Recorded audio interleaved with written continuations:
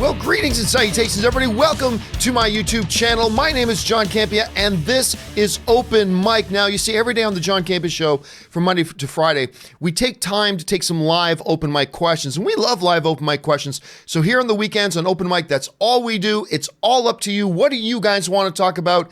It is, of course, Open Mic, and we got a lot of stuff to talk about here today, guys. Avengers Endgame has just become the fastest film to $2 billion. Now, to put this in perspective, Avatar was the fastest film to $2 billion. And it was, I think, 47 days. 47 days for Avatar to get to $2 billion. Avengers Endgame just did it in 11 days. Now, do keep in mind that Avatar, or Endgame, I should say, Avengers Endgame, opened worldwide on the same week, right? Keep that in mind. Avatar didn't do that. It rolled out slowly. So do keep that in mind. But still, 47 days to 11 days. It's an impressive thing. It's definitely an impressive thing. I've got a feeling some of you guys are going to want to talk about that here today. But let's not waste any more time. Let's get right to it. Let's get right to the stuff that you guys want to talk about. A bunch of you guys have already been firing in a whole bunch of questions. So let's go over to it right now. We're going to get things started here with Daniel Weissy, who writes, if Endgame doesn't beat Avatar, is it a flop? I know you're kidding, but believe me, there are people out there. For instance, Avatar, or Endgame, I should say, some people are saying Endgame was going to make $180 million second weekend. The numbers came in, it's actually 145, which is a 59.6% drop. Now, remember, we were saying for a long time, expect Endgame to take a 50 to 60% drop, all right? 50 to 60% drop because of how much money it's made. Now, we'd heard it was going to be 180, which would have been a 42% drop, which would have been unbelievably remarkable, but it does fall down in between that 50 to 60. That's where it should be expected. But you know that there are going to be some people out there going, almost a 60% drop. Oh, that means people don't like the movie. It made $140 million on its over $140 million on the second weekend. Most films will never even dream of making 140 on their opening weekend, but there are going to be some people that try to point that out as a negative. And just like you say, if for some reason, and it still has 600 million to go, but if for some reason Endgame doesn't catch Titanic, despite the fact that it is now the second highest grossing film of all time, you know there are going to be people going, oh, so I guess Endgame wasn't that good. Second biggest film of all time. Anyway, it is kind of crazy the way people think like that, Daniel. Nathan Oswald writes, John, next time you see Weird Al, you need to say hi. This is a running gag because I love Weird Al Yankovic. I totally love Weird Al. I have talked to the biggest figures in the movie industry in the world. But whenever I see Weird Al, and I've seen him 3 or 4 times, I've been at different functions with him 3 or 4 times, the only person I've never had the guts to go up and say hi to is Weird Al Yankovic. I kid you not. It's the absolute truth. I've gone up and talked to Harrison Ford. I've gone up and talked to George Lucas. I've gone up and talked to, you name it. I've gone up and talked to them. I have never had the guts to go up and talk to Weird Al Yankovic. I don't know why that is, but it is the way it is. Daniel follows up with, I hope you realize that's a joke. Oh, you were the first question. Yeah, oh, don't worry, Daniel. I totally knew it was a joke. Don't worry about it. Ben Rayner writes, in phase 5 or 6, could the MCU be only X-Men and Fantastic Four and put the Avengers on the back burner? I have no idea what that means. No, I don't see any need to do that. Why would you do that? Because that would mean you're spending, if Marvel is trying to make, 5 or like 3, sometimes 4 films a year, you're not going to make 3 X-Men films a year. You're not going to do 2 X-Men films and a Fantastic Four film and something else while you put all these other characters on the shelf. Could Feige do that? Sure, but I don't think Feige's going to want to do that. So possibility, maybe, but I don't see the need to do that. There's no reason why you can't continue to build the universe while doing X-Men films and the regular Avengers lineup kind of films. You can do them both. You can totally do them both at the same time. Ryan Lohner writes, Ron Howard's Masterclass has him remaking a Frost-Nixon scene. That's a great movie, by the way. A Frost-Nixon scene, a bunch of different ways. Really neat to watch and shows how much of the job is getting the right performance. Oh, I've always said, Ryan, the number one job of the director is to get the best performance possible out of the actor. That is the number one job. Now, there's many, many important jobs for the director, crucial jobs for the director. But I've always contended that the most important job for a director is to get the ideal, optimal performance out of their actors. And Ron Howard's great at that. Dude, I've been wanting to watch, ever since they announced the Ron Howard Masterclass, I've wanted to watch it. And now you've just kind of put a burner under me to get out there and see it, because Ron Howard is one of my favorite filmmakers. I put him in my top 10 favorite filmmakers. He's just done some incredible work. He's so good. He's so gifted. He's made a couple of stinkers, but everybody has from time to time. I just love the guy, and I would love to see that thing. Dom Alberis writes, Adam Sandler's tribute to Chris Farley was sad. I didn't see it. I only heard it. I was in the next room doing some work last night, and everybody was watching the Adam Sandler and Saturday Night Live, and I heard the Chris Farley song. I thought that was nice. I thought that was really nice that they did that. Let's see here. Senor Eric writes, remember when around this time last year, freshly off of Infinity War, we thought Avengers 4 was going to have the second highest opening weekend domestically and make around 1.7 to 1.8 billion worldwide. Well, that was the industry estimates. The industry, I still remember very clearly, the industry estimates at the time were around 1.8 to 2.2. That was the general estimates for it. It's going to pass 2.2 within the next couple of days. It's going to pass that 2.2 ceiling within 13 or 14 days of its release, which is nuts. It just crossed the $2 billion mark in 11 days. Now, there's a couple of interesting things that come out of this. And we'll talk about this more on the John Campea Show tomorrow.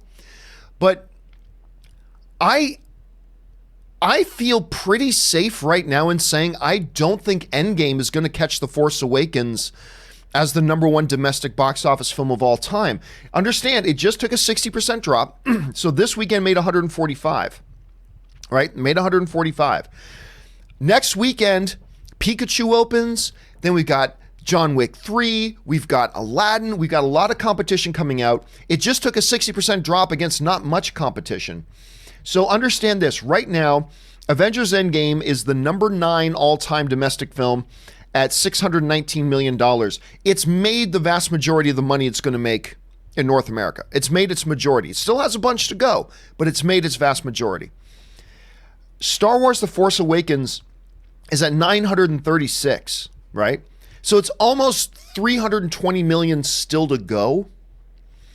So I was starting to feel like, wow, Endgame's got a real shot at catching The Force Awakens for domestic box office.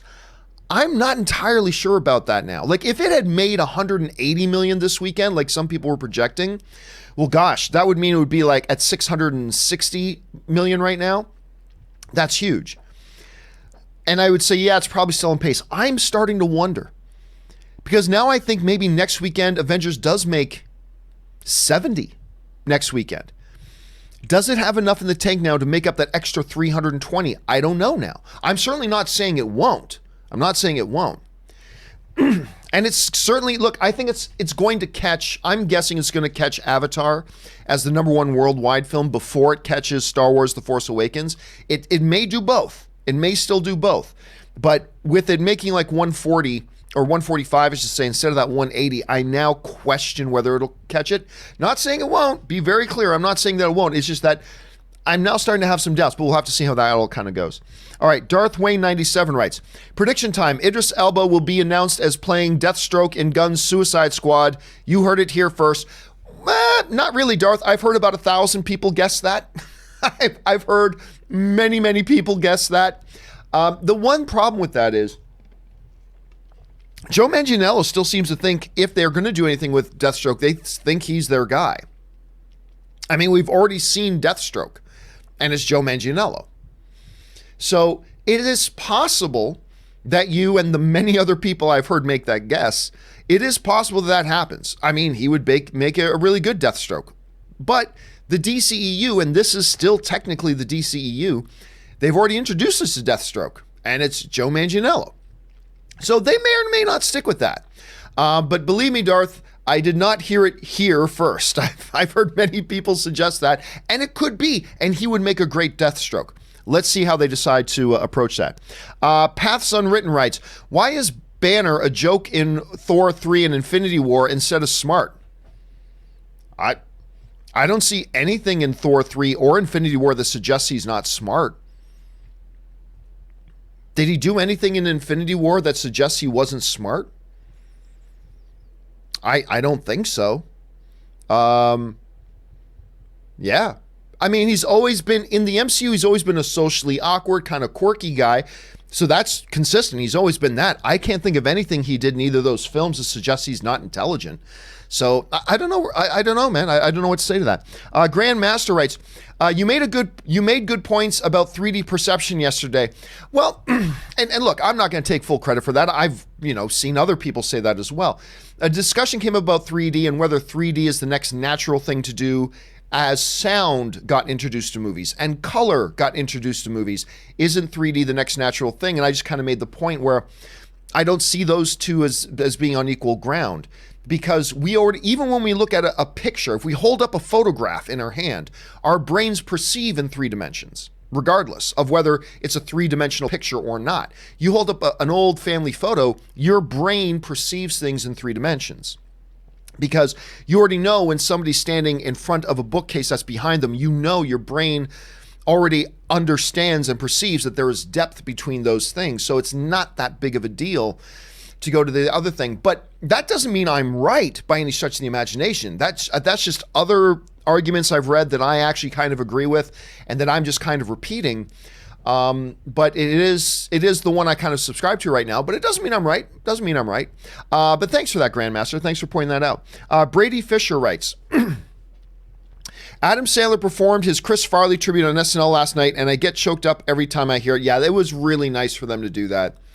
I wasn't watching it, but I could hear a lot of it from the other room. And some of it sounded like, I get it, it's all the old Adam Sandler bits. But then they did the Chris Farley thing, and that was pretty classy.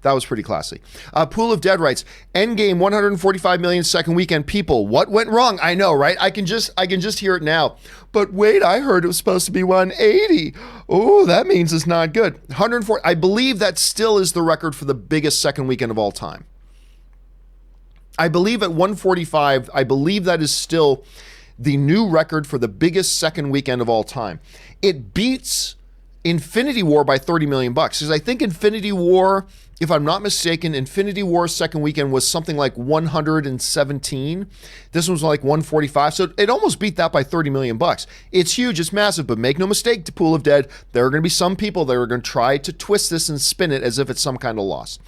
Noel Nguyen writes, started Lucifer and I'm on season 2. Good on you, man. I love Lucifer. Lucifer comes back this week. I'm so excited. I bet the writers have a lot of fun with the show. Also, Trisha Helfer is stupid beautiful. Yep, she was on Battlestar Galactica, my all-time favorite show. My number one all-time favorite show, nothing else comes close, is Ronald Moore's Battlestar Galactica. And of course, good Canadian kid, Helfer. She's a good Canadian kid. She was in that as well. That's where she kind of became a name, and she is great in Lucifer as Lucifer Mom. I love her in that. Okay, Jimmy Anderson writes, hey, John, what's your expectations for Annabelle Comes Home, and why do you think they made La Llorona if both movies are in the same universe?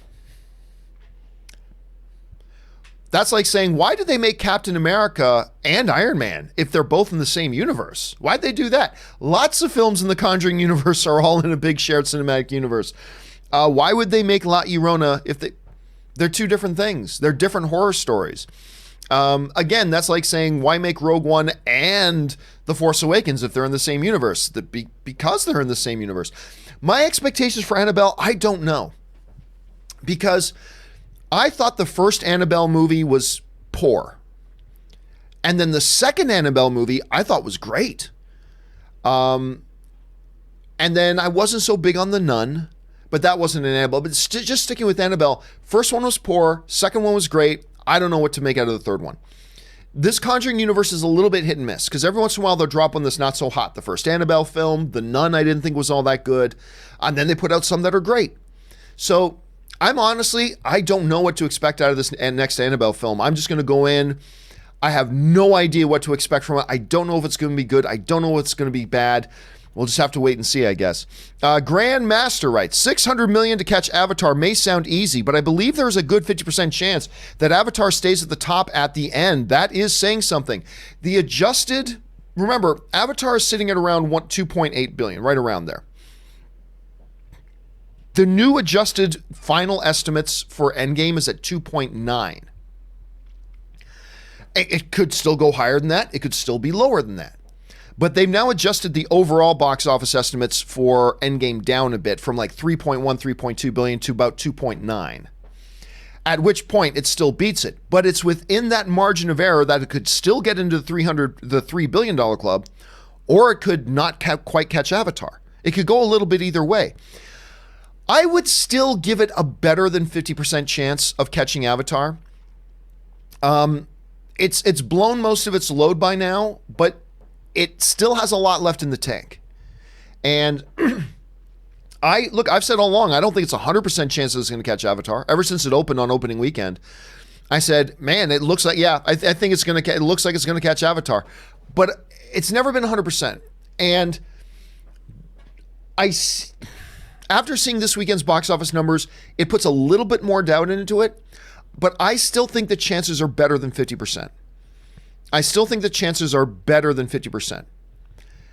Now, for some people say, but John, it's already made $2 billion in its first, after its first 2 weekends. Isn't it automatic? No, remember, it's already opened in every market. Unlike Avatar or others that slowly rolled out in different markets where it kept its money going, Endgame is opened in every market already. It has no other markets to open in to get another opening weekend somewhere. So that's done. Also, it's had the 2 biggest weekends it's going to have. It had its opening weekend, it has second weekend. And next weekend comes along a little movie called Detective Pikachu that's going to actually be resistance to it. It's actually going to pose some competition. I don't think there were a lot of people that skipped out on Avengers Endgame this weekend to check out Ugly Dolls or to check out Long Shot. By the way, Long Shot is great. Or to check out The Intruder. There are a lot of people who may have gone to see Endgame and would opt and choose instead, since they've maybe already seen it a couple of times, to go and see Detective Pikachu. That is a movie that's going to pose some real problems. It may end up being the #1 film at the box office next weekend. It may be Endgame, but even if Endgame is the #1 film at the box office next weekend, it's going to take a hit from Detective Pikachu. So I still think it's over 50% that it gets to Avatar, but it's not automatic. I don't think it's automatic at this point, but I would still take the over 50% that it's going to get there. Ryan Lohner writes, one of two. It really bugs me when a story acts like it's impossible for a sane, rational person to not want kids, and there must be some dark secret to it. Some of the worst are Jurassic World, How I Met Your Mother, Haunting of Hill House, and Short Term 12. Well, here's the thing, Ryan, keep in mind, different movies are told using different characters, all who have different points of view. Why shouldn't they? Look, for every one of those that you mentioned, Ryan, I could mention 100 movies that make it sound like parenting is the greatest thing in the world. I mean, really, for every one that says it's a stupid idea to become a parent, you gotta be crazy if you want to have kids, there's 100 others that say otherwise.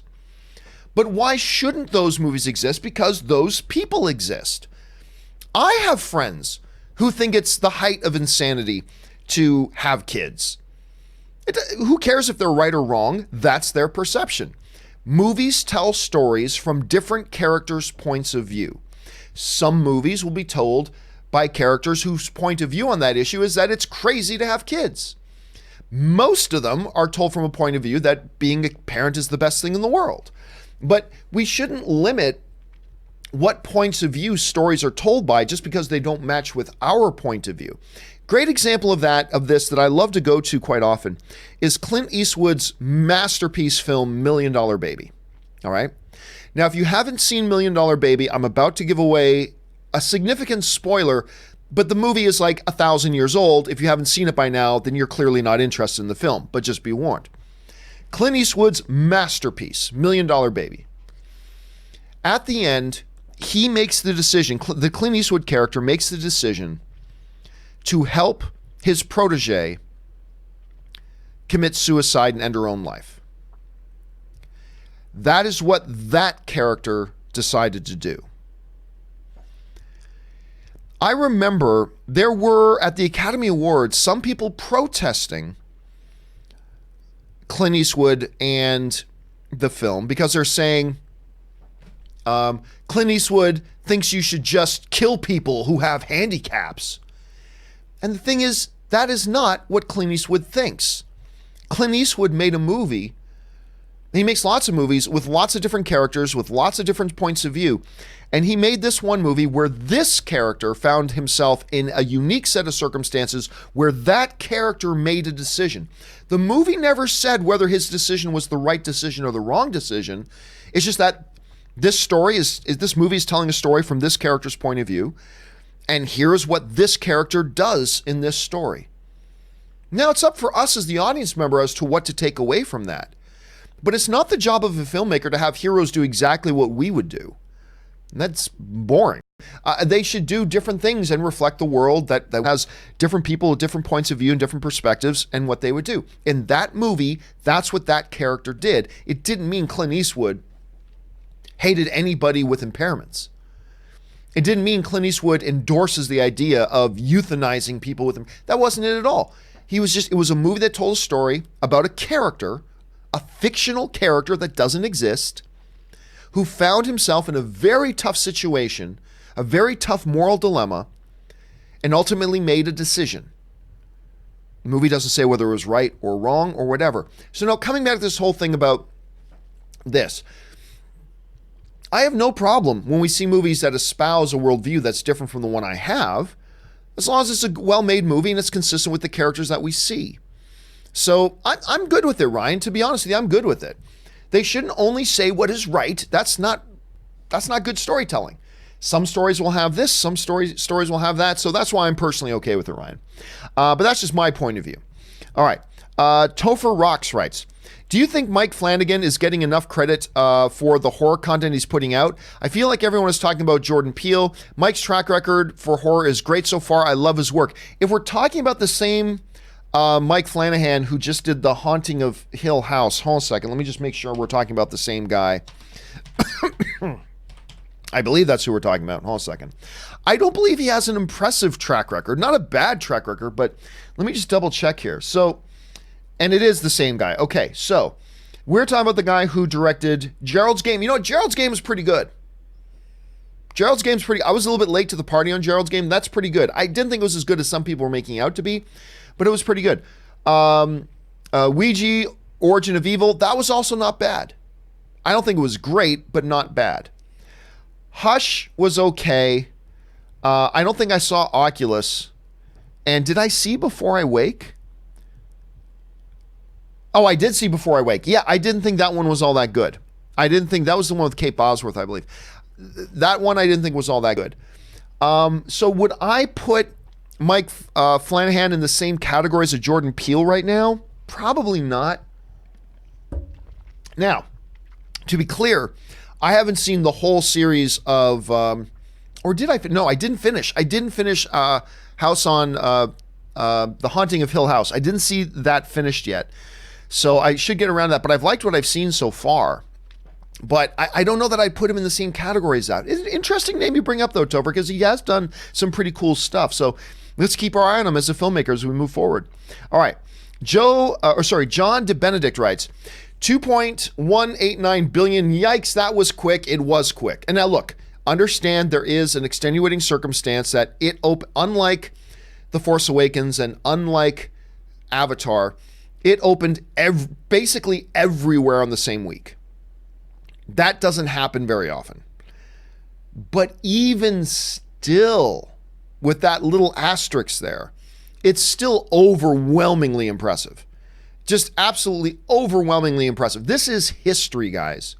We are watching the film business history. We are watching film business history as we are living and breathing right now. It is crazy to see. It is absolutely nuts. Alexa, I should say, Mayer writes, I've never seen Star Wars, Alien, and Godfather films. Well, then you are to be envied because you get to watch Star Wars, Alien, and the Godfather films for the first time, and none of us, at least most of us, will never get to do that again. We've already seen it. You get to see those films for the first time. If you enjoy movies, watch them. Those are some of the best ever made. Let's see. Dirty Dick Dan on the scene sends in a super chat. Thank you so much, Dan. Joseph Mitchell writes, Endgame to Avatar, dread it, run from it, destiny arrives, all the same. We'll see. Maybe yes, maybe no. By the way, I read this quote this morning that I posted on my social media, but then I had to take it down because the quote did not come where it said it came from. But it still makes, it's a very good quote. I'm going to try to remember exactly what it said. But it was allegedly from one of the crew members of Avatar. I later found out that I don't think that's true. I think somebody just made it up. So I took it down off my social media. But there's still truth in it. The quote was this: yeah, it looks like Avengers Endgame is going to catch us. Good for them. Still, we made $2.8 billion with one truly standalone movie. Whereas Avengers Endgame needed 11 years, 21 other films building up to it, dozens of A-list superstars, and this and this and this and this. But good for them. Now, I shared that on social media, then I found out, I don't know that actually came from an Avatar crew member, so I took it down and I deleted it. But there's still truth in that, right? Think about it. It's true. It's true. Titanic was a standalone movie. Boom, $2.1 billion. Avatar was a true original standalone movie. Boom, $2.8 billion. Endgame, if it does pass Avatar, and I think it's likely, not guaranteed, but likely, Avatar needed an 11-year, 21-film buildup with dozens and dozens of characters and dozens of superstars and all this kind of stuff building up to finally get to it, and that's what it took to take down Avatar. Avatar might not end up still being the number one box office film in the world, but when you sit back and go, okay, all it took for Avatar to finally get knocked out of the... And I'm not a huge Avatar fan, don't get me wrong.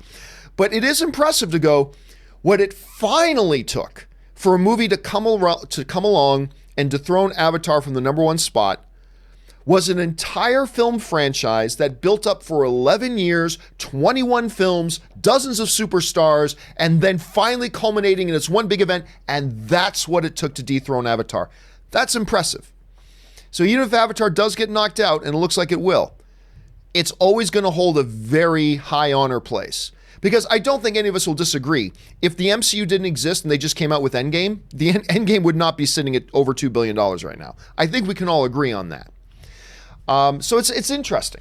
But then there's other things to take into consideration too, but it's still a very interesting thing. I thought it was a point well made.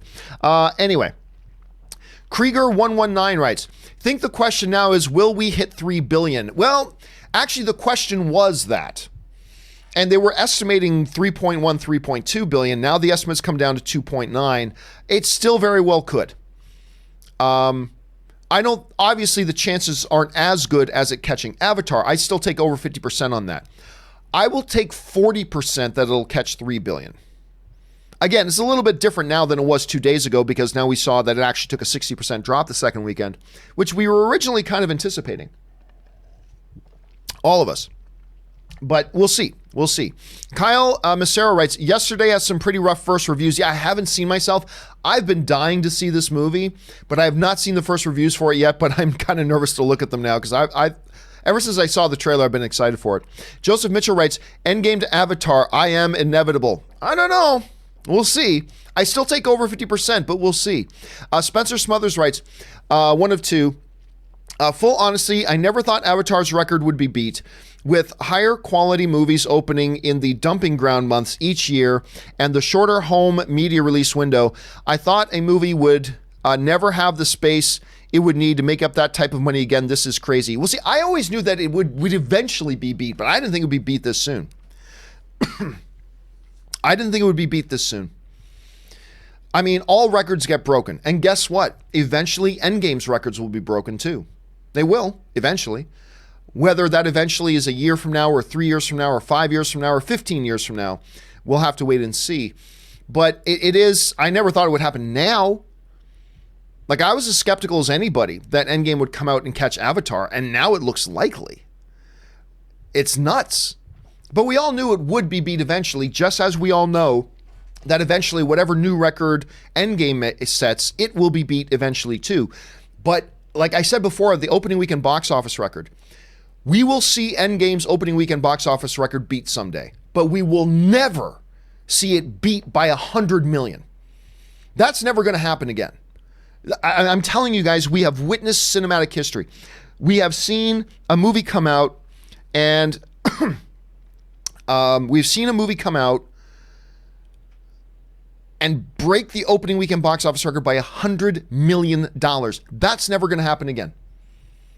The Endgame record will be beat, but not like that. That is something we will never see again. It is really nuts, Spencer. It is crazy. And I just don't think enough people are appreciating the history we're seeing being made right now. It is absolutely nuts. Jay Meister 25 writes, Force Awakens and Titanic have been dethroned. Yep. So as we all knew, it was going to pass Infinity War, and it did. And it was going to pass The Force Awakens, and it did. And it's going to pass Titanic, and it did. It is now Endgame, the number 2 all-time box office champion film, and likely to become the number 1. But it is crazy, the numbers that we're seeing. Let's see here. Curtis Lopez writes, Avengers is coming for that Navi's ass. We'll see. We'll see. Here's one of the other problems.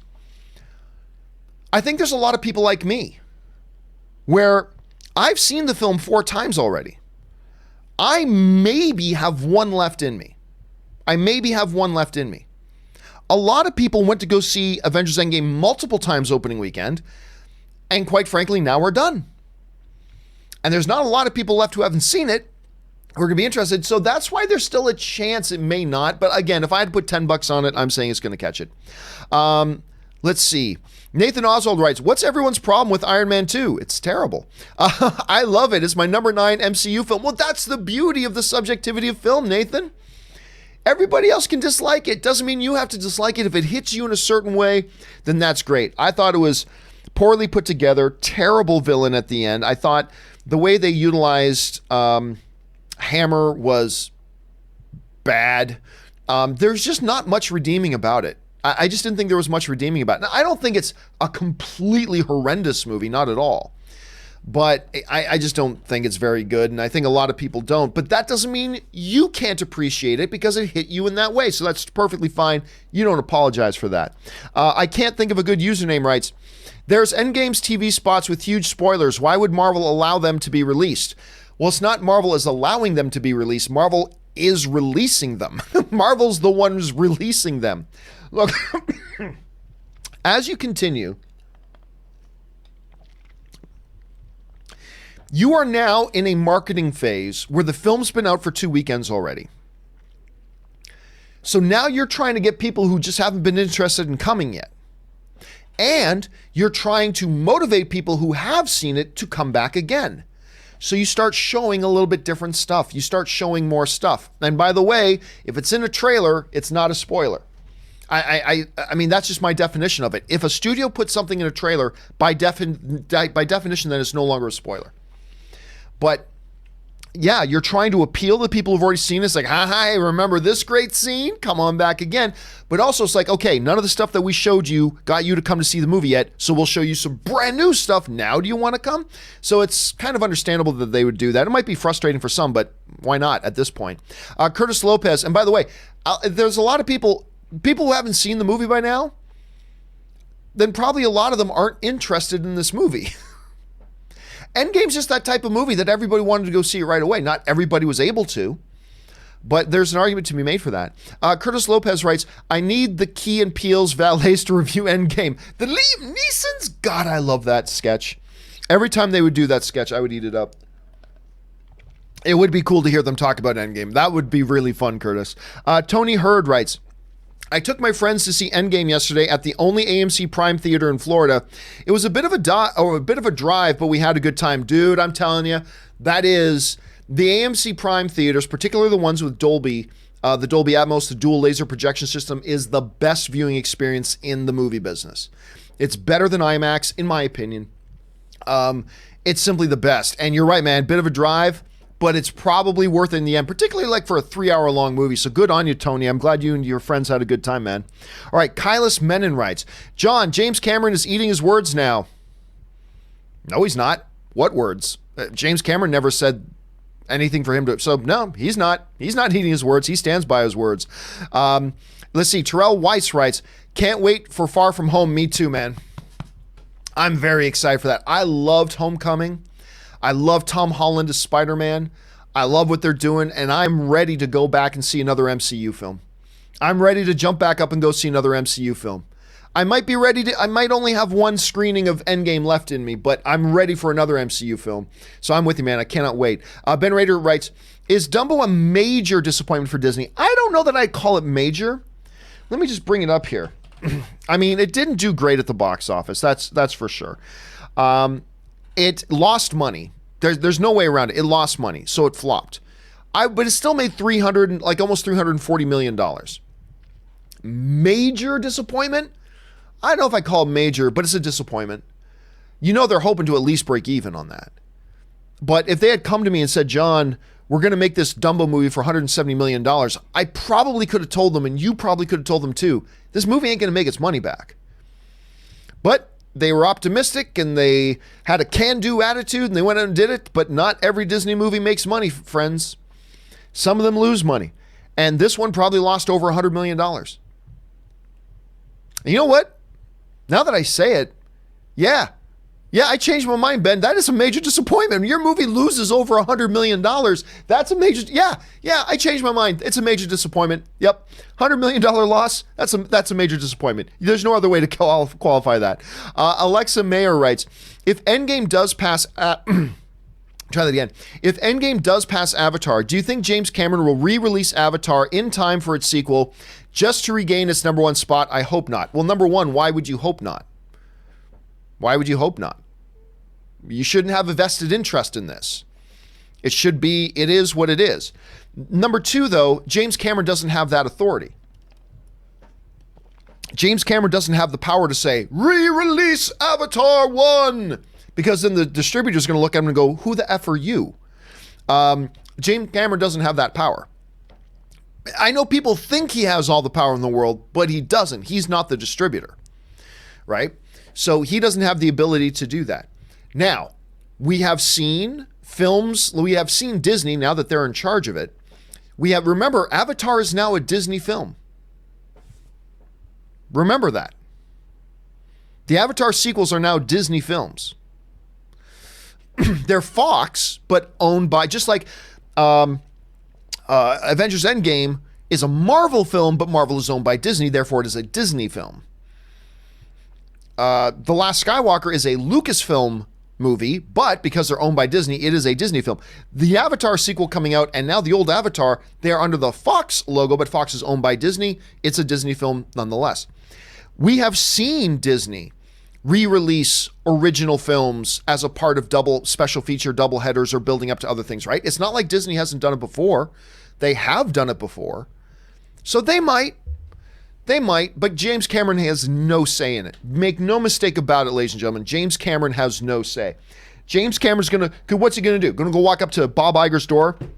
Hey, Bob Iger, it's James Cameron. I'm telling you right now, you re-release the first Avatar right now. And Bob Iger's gonna go, he's gonna pull, a Jaimon Hansu from Guardians of the Galaxy. He's gonna go, who?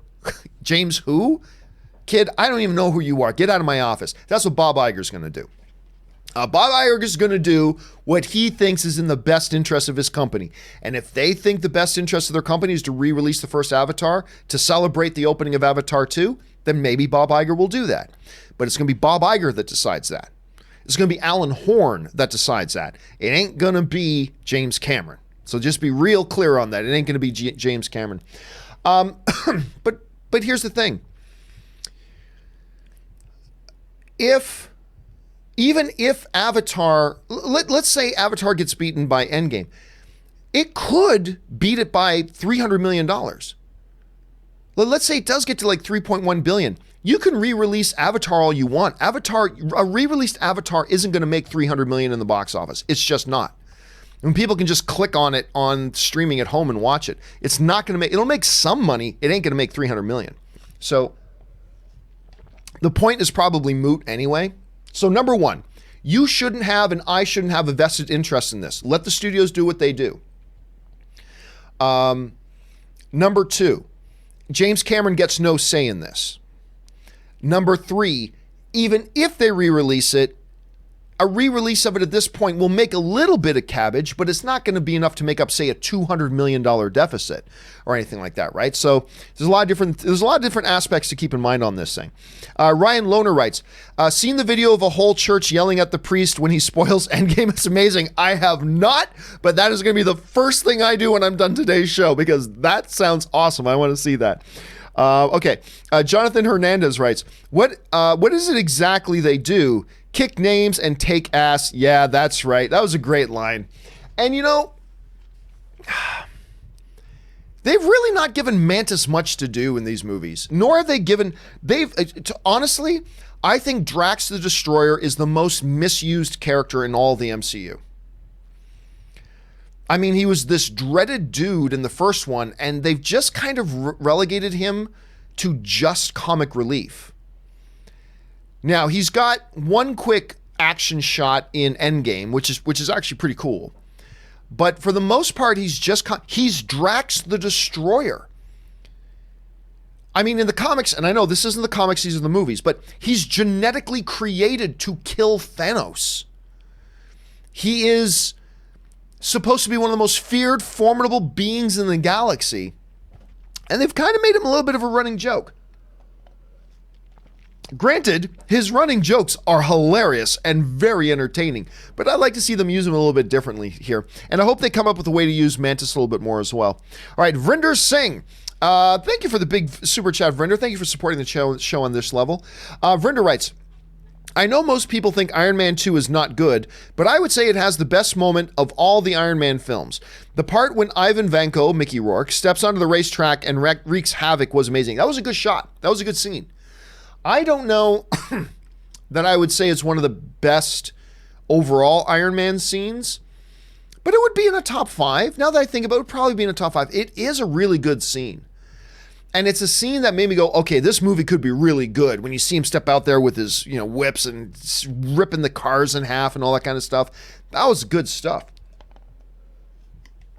So, yeah, it's funny that you mentioned that, because somebody else just mentioned a little bit earlier about thinking that Iron Man 2 is a little underrated. And hey, it is what it is. But that was a good scene. It's just too bad. It just fell apart though for me after that. It didn't have anything to say. It didn't have anything to do. And at the end of the day, I think it was just, okay, that was good. Like, I would still say it's decent, but it is my least favorite of all the MCU films. I think Iron Man 2, and I think you're going to find a lot of people, if you took a survey of 1,000 people to rank all the MCU films, I think at the end of the day, you'd probably find that Iron Man 2 comes in last spot more than any other film. And it could have been a lot better. Could have been a lot better. But that scene, no doubt, Vrinder, that's a good scene. That's a really good scene. That's a good highlight scene. I'm Upset writes, over under 20% She-Venom appears in Venom 2. I'm going to take the under on that for now. It's possible, though. Not a lot under, but I'll take under 20. CMG Ruler writes, do you think Feige will ever direct an MCU movie? I don't see why he would. He's not a director. And plus, if he were to, he doesn't have time. He's overseeing like 3 movies a year. He has no time. If he just dedicated, you think he's got time to dedicate a year, 2, 3 years of his life to doing nothing but one movie? He doesn't have the time for that. So number one, he's not a director. Number two, he just doesn't have time. He's the shepherd of 3, 4 movies a year. He can't spend 3 years on one film. So I don't think so. Nothing's impossible, but I don't think so. Senior Eric writes, I grew up with the '08 Hulk movie and I still love it. I mean, if we're talking about the Ang Lee one, let me just make sure I know what we're talking about, because I think we're talking about the Ang Lee one. Hold on a second. Oh no, we're talking about the Ed Norton one. We're talking about the one that I'm in. As a matter of fact, I really like that movie. I like that movie a lot. I'm a little biased because I appear in it as an extra, but I get a kick out of the movie. I really do. I like that movie a lot. I think the fight with Abomination at the end is amazing. It's shot in my hometown of Hamilton, Ontario, and next door to Toronto. I really dig that movie. I dig it. It's not one of my favorites, but I dig that movie. But obviously I'm a little bit biased, and I admit that. O plus 98 writes, hey John, Do you think Warner Brothers will move away from a cinematic universe? They've already have, actually. If the Joker is very successful, future upcoming DCU films change to Elseworld, Reeves, Batman, and The Flash if Ezra leaves. It sounds like Ezra is going to be parting ways with them. Look, they have already made it clear that their focus right now is not shared universe. Now, everything happens in a shared universe, but that's not where they're focused on. Their focus is not on team-ups and not on shared universes. Their focus right now is on individual standalone films. And it's probably going to be that way for a little bit. And they're enjoying some success. Aquaman was a good movie. It was a big hit financially, joined the $1 billion club. Shazam is a fabulous movie. Didn't make a lot of money, but it made profit. For a little title like Shazam, and I guarantee if they do a sequel, it'll make more money because everybody loves Shazam. It's fantastic. I love that movie. And now we got Wonder Woman 84 coming with Patty Jenkins. I think they're going to do well on that. We'll see how it goes. But I do think eventually they're going to come back around to team-ups and shared cinematic universe material.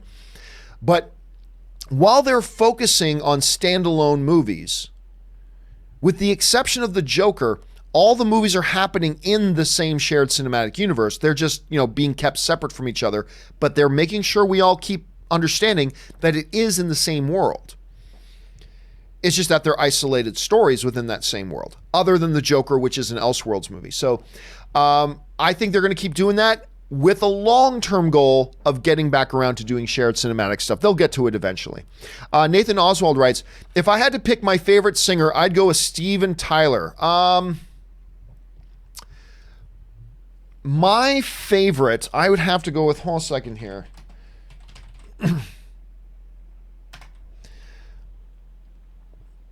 Hold on a second.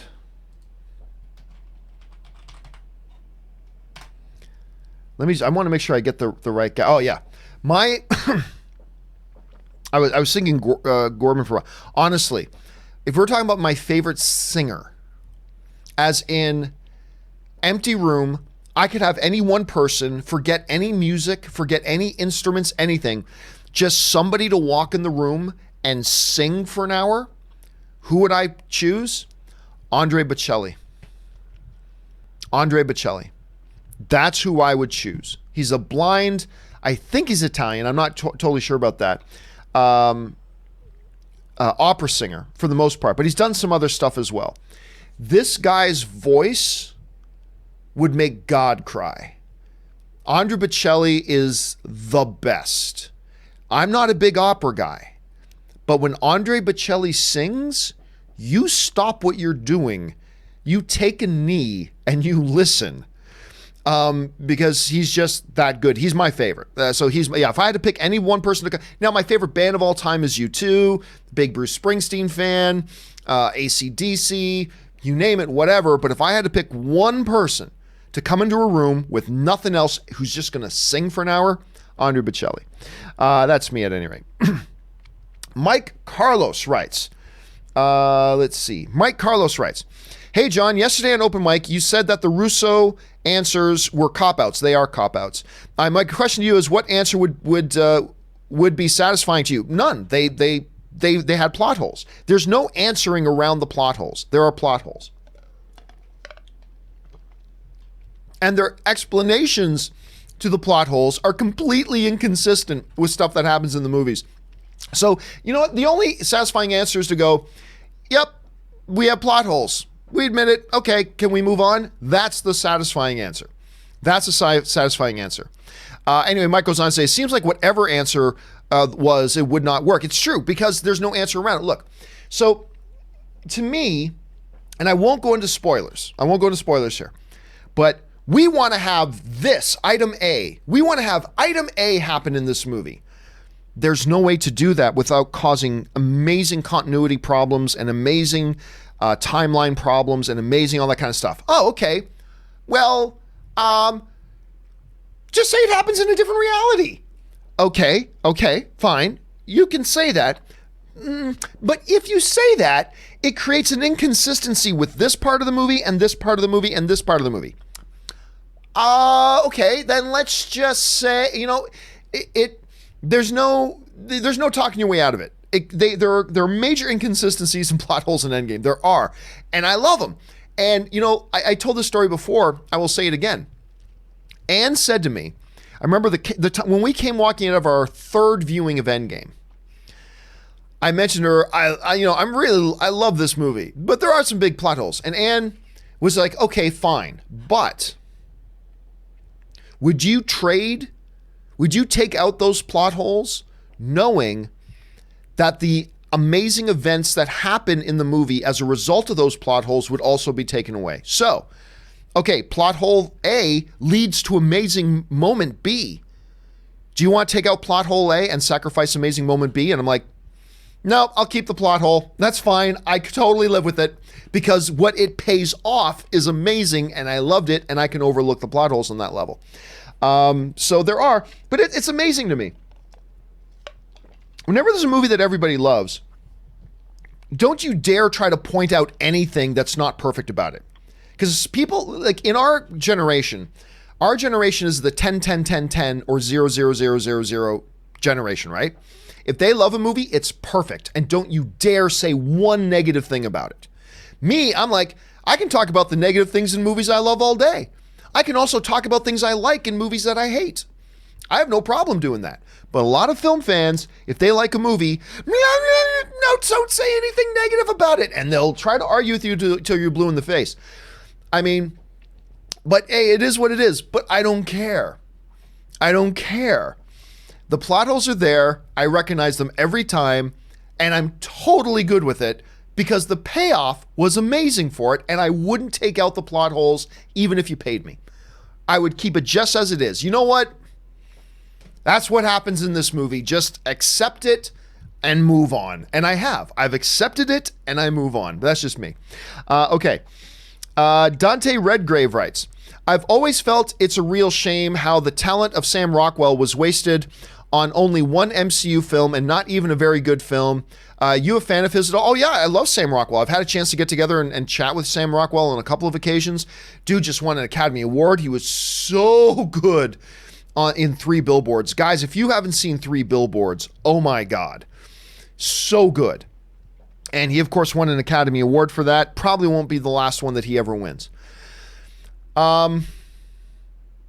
Look, if we could go back in time and look at the script for Iron Man 2, and we go, hey, you know, Sam Rockwell would be great in that role. You couldn't argue with it. He would be great in that role. But the movie just didn't execute. And it is a shame that it didn't work out that way. But oh well.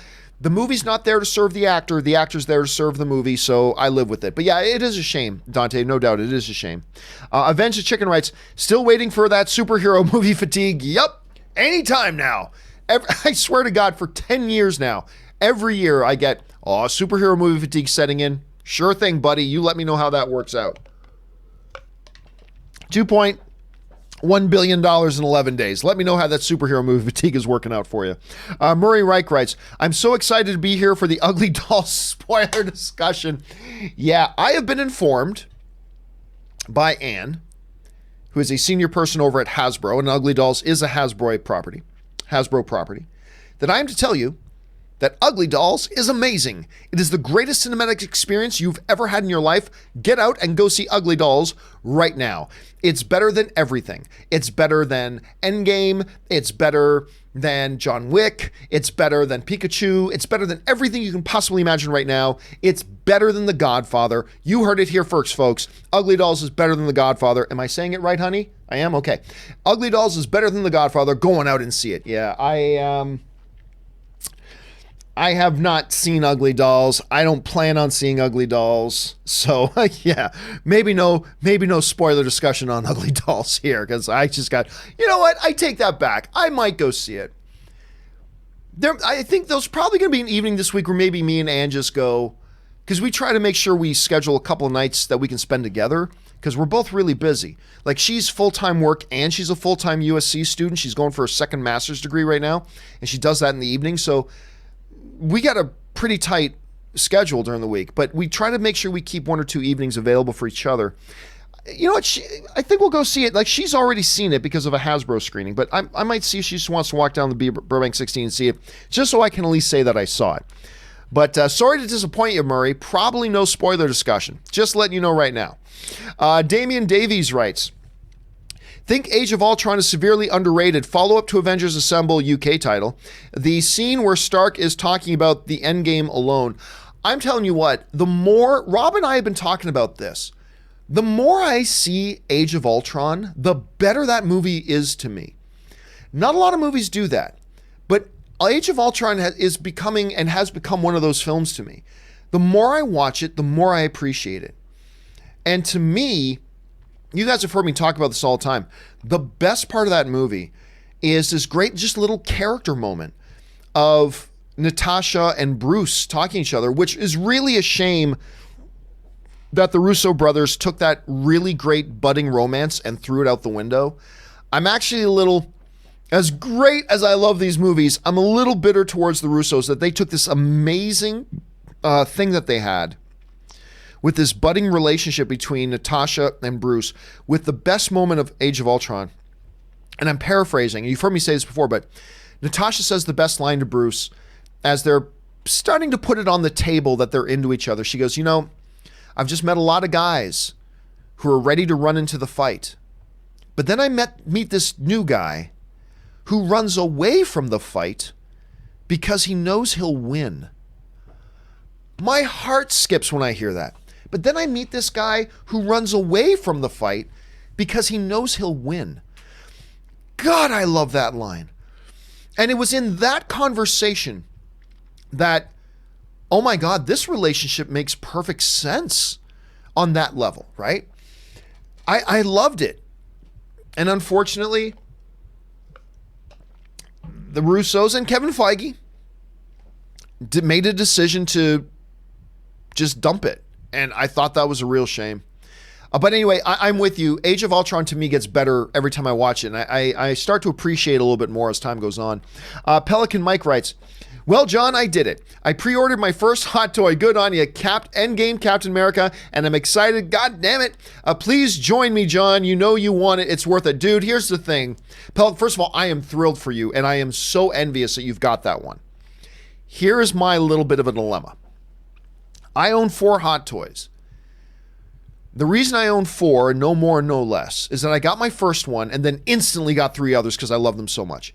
And then when I realized, oh my God, I've just spent $1,000, probably with all 4, closer to $1,200. I just spent $1,200. I gotta stop. I gotta stop, and I stopped. And I haven't bought one since. And I just know my big fear is not getting one. My fear is that if I get one, I'm going to buy 5 more almost immediately and come up with some justification in my head for getting it. And I don't know. So I'm trying to be responsible here, man, but I'm drooling with envy, Pelican, that you got that one because I'd love to have it. Julius Goodwin writes, went to see Endgame last night for the 3rd time since last week. And to my utter shock, the theater was full, 3/4 full, maybe closer to 4/5 full. Well, I mean, hey, man, it made $145 million on its second weekend. At $145 million, let's put this into perspective here for a second. Let's put this into perspective. Okay. At $145 million, Avengers Endgame would have been, just on its second weekend, would have been the 25th biggest opening weekend in the history of Hollywood. Think about that. Its second weekend result would have been the 25th biggest opening weekend in cinematic history. Wrap your heads around that. That's how nutty that is, Joe. So I'm not surprised you're seeing almost full theaters. Jacob Lee writes, you seen Jack Black in Bernie, his best performance. I don't think it's his best performance, but I love him in Bernie. That's, now, just to make sure I'm thinking of the same one, that's the one with McConaughey, right? Hold on a second. I'm thinking that's the one with McConaughey, if I'm remembering it right. Yes, it is. Okay, yeah, I actually quite like that. I think he's very, very good in it. I don't think it's his best performance ever, but certainly a good one. Murray Reich writes, my local Regal Theaters in Brooklyn doesn't have recliners, so I go by Subway, pardon me, to either an AMC or Regal in Manhattan. But even then, when it comes to Endgame, they're sold out except for 3D, which sucks in my opinion. You know what's funny? I put up this image. I'm not going to pull it up now. But it's funny, we had this discussion about 3D screenings the other day. I said, Hey man, when I go to these press screenings and they offer non-3D and 3D screenings, everybody goes to the non-3D one, and then when that gets filled up, then people take 3D. And I said, and you know, I was noticing on opening weekend, the only theaters that had any available seats. Let me see if I can bring this up, actually. I shouldn't bother, but let me see if I can. I said any theaters that had any available seats were, of course, the 3D ones, because people didn't want to go see 3D. A great example of this, let me see if I can get this on screen for you here. I'm going to do my best. Okay, here it comes. Let me bring this up for you. So, here's an example. This was this weekend. So we were out in Corona, and we were looking at maybe going to the Tyler Galleria AMC Theater in Riverside, which is right beside Corona. And we looked up at a couple of times that were right around 7:30 to 8 o'clock. So on the left, there was an 8 o'clock screening, and you can see the grayed out seats are the ones that are already taken. Basically, all that was left was front row and a couple of the wheelchair accessible seats. That's it. Everything else was sold out. However, at a 3D screening in a much bigger theater for a 7:30 3D screening of Endgame, there were literally only, let me count, 1, 2, 3, 4, 5, 6, 7, 8, 9. There were only 10 seats sold. Only 10 seats sold for Avengers Endgame because it was in 3D. And we looked at a couple of the other screenings, and sure enough, it all held up. That the non-3D screenings were almost full. The 3D screenings were all basically empty. So it's just kind of an interesting way of looking at that. So I feel you, Murray. I feel you, because I wouldn't want to go either. And we didn't, because we were kind of half thinking about going to check out Endgame again last night. And then when I saw the only real option was 3D, I'm like, I'll pass. I don't like 3D at all. So I feel you, Murray. I totally feel you. Okay. Baby Boy 8603 writes, finally, Titanic has been beaten worldwide by Avengers Endgame. Yes, it has. We've been talking about that. And you know we're going to talk about that more tomorrow on the John Campea Show. Still an amazing thing when you think about it. Only 2 movies have ever beaten Titanic. One is another James Cameron movie, and the other was a movie that had to build up for 11 years and 21 films to build up to it, with dozens of movie stars in it and all that kind of stuff, and that's what it took to beat Titanic. Now the number 3 all-time box office film of all time. We'll see how long it holds the number 3 spot, by the way. Whether it holds it for another year or two, we'll have to find out, but still pretty impressive for a movie that old. Jacob Lee writes, opinions on the Brothers Bloom, Rian Johnson.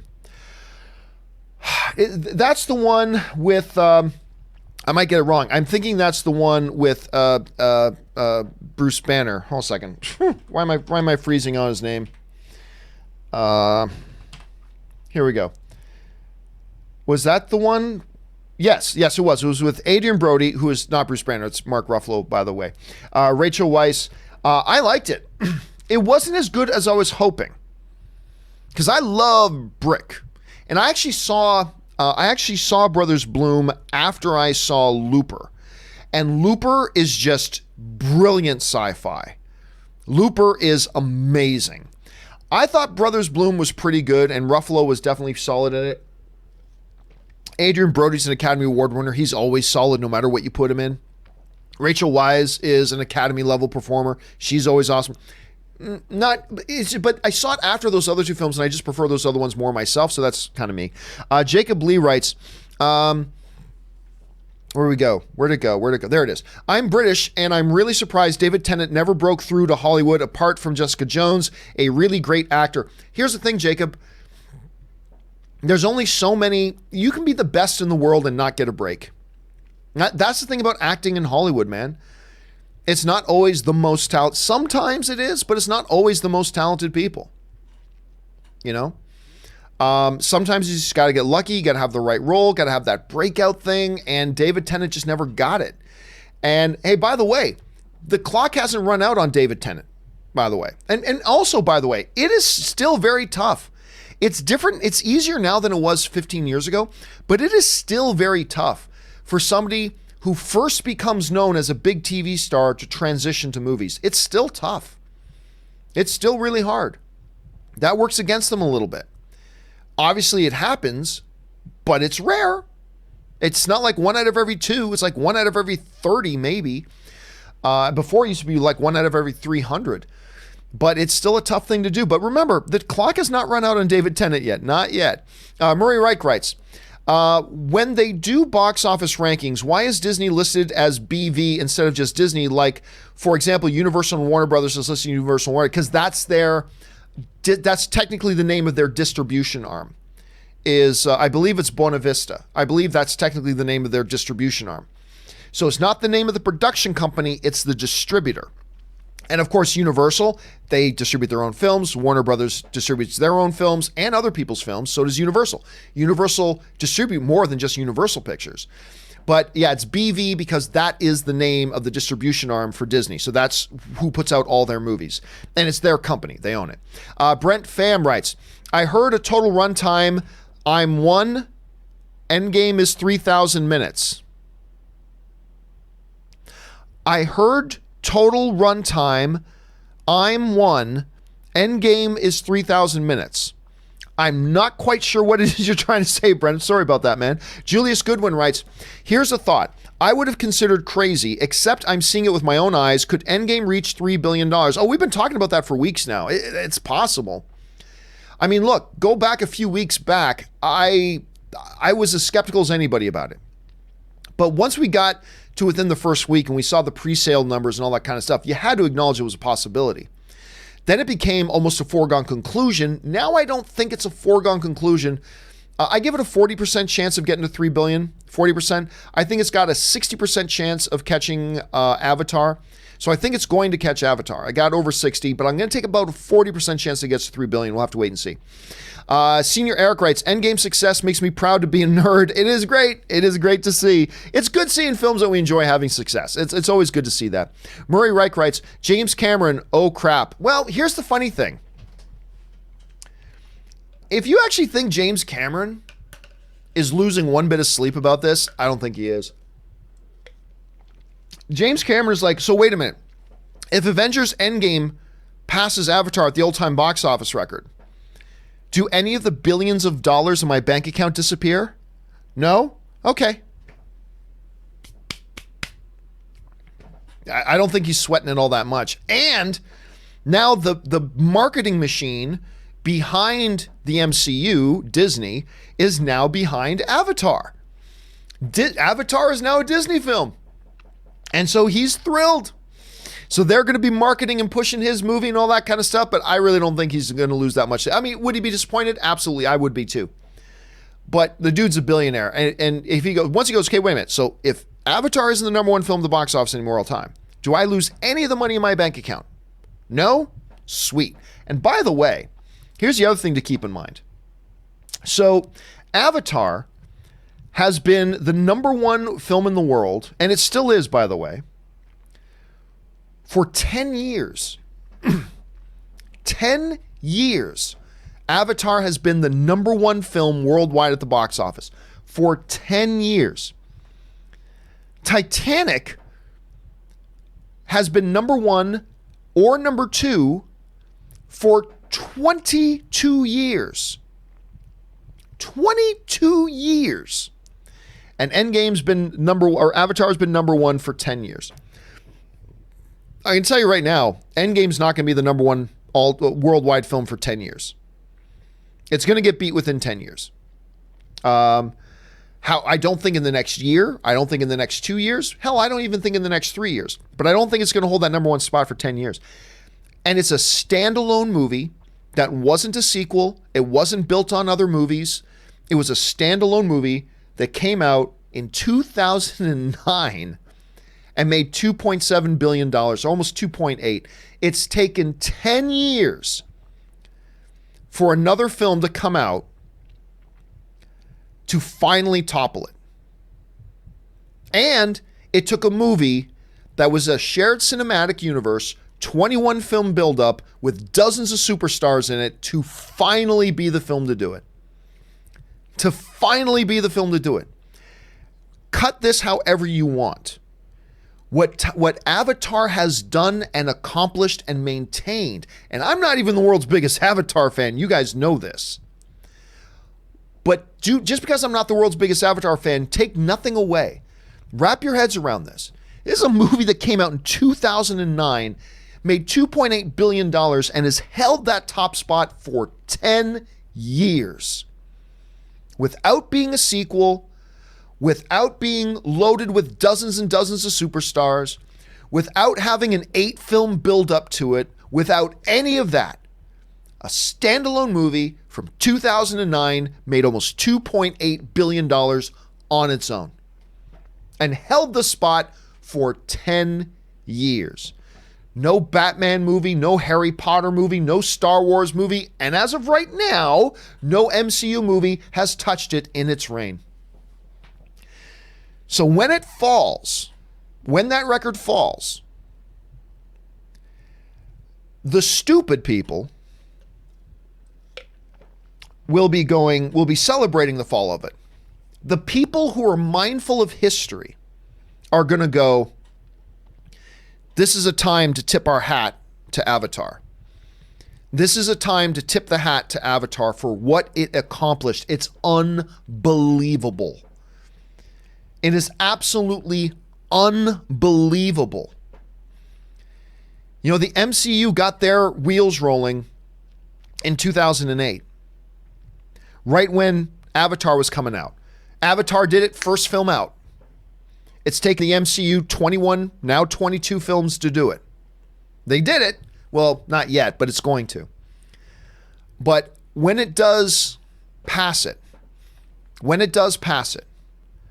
you're going to be able to tell just dumb fanboys from those who are mindful of history by the reactions to when Avatar falls.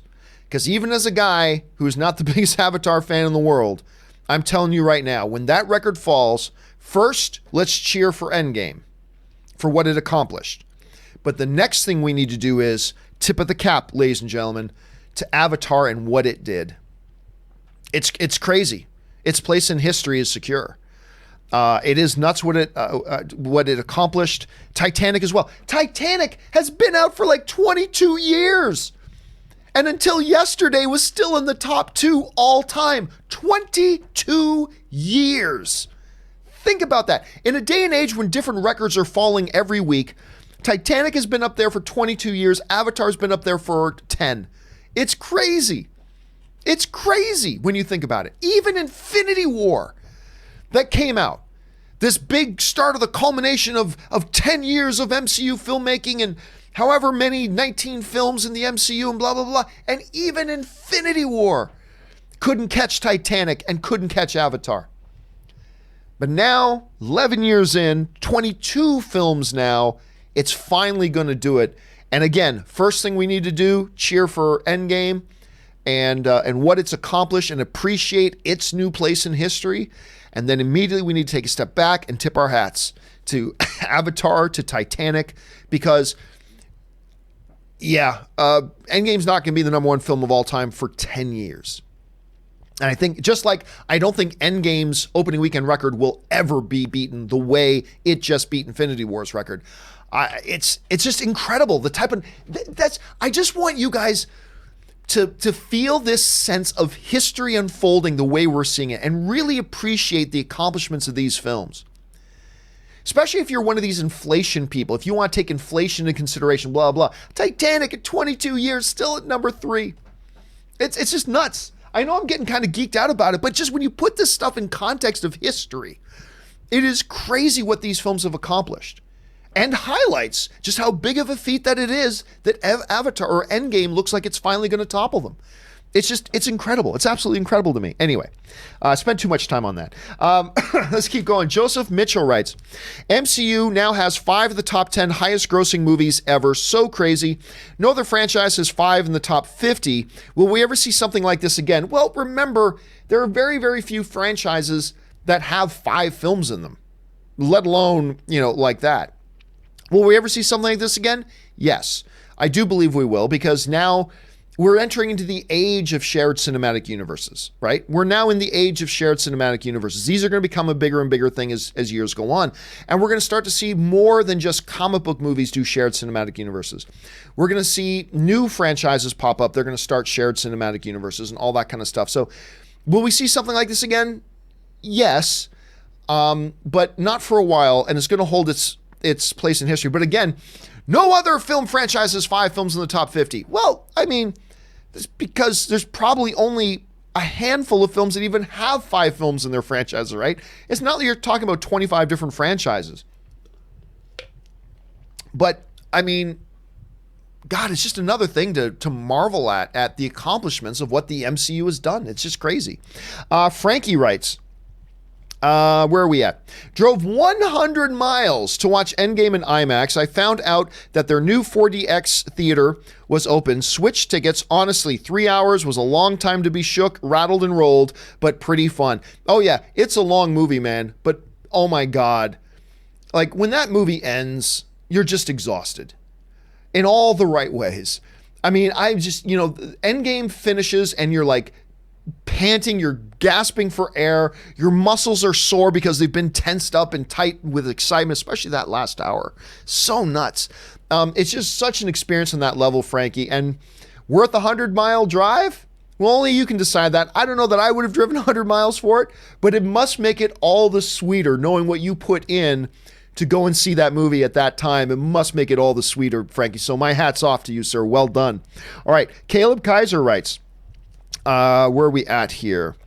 Loved all the song choices in Endgame. Dear Mr. Fantasy, Doom and Gloom, Supersonic Rocket Ship. And it's been a long, long time. Had to listen to the full version of songs after seeing Endgame.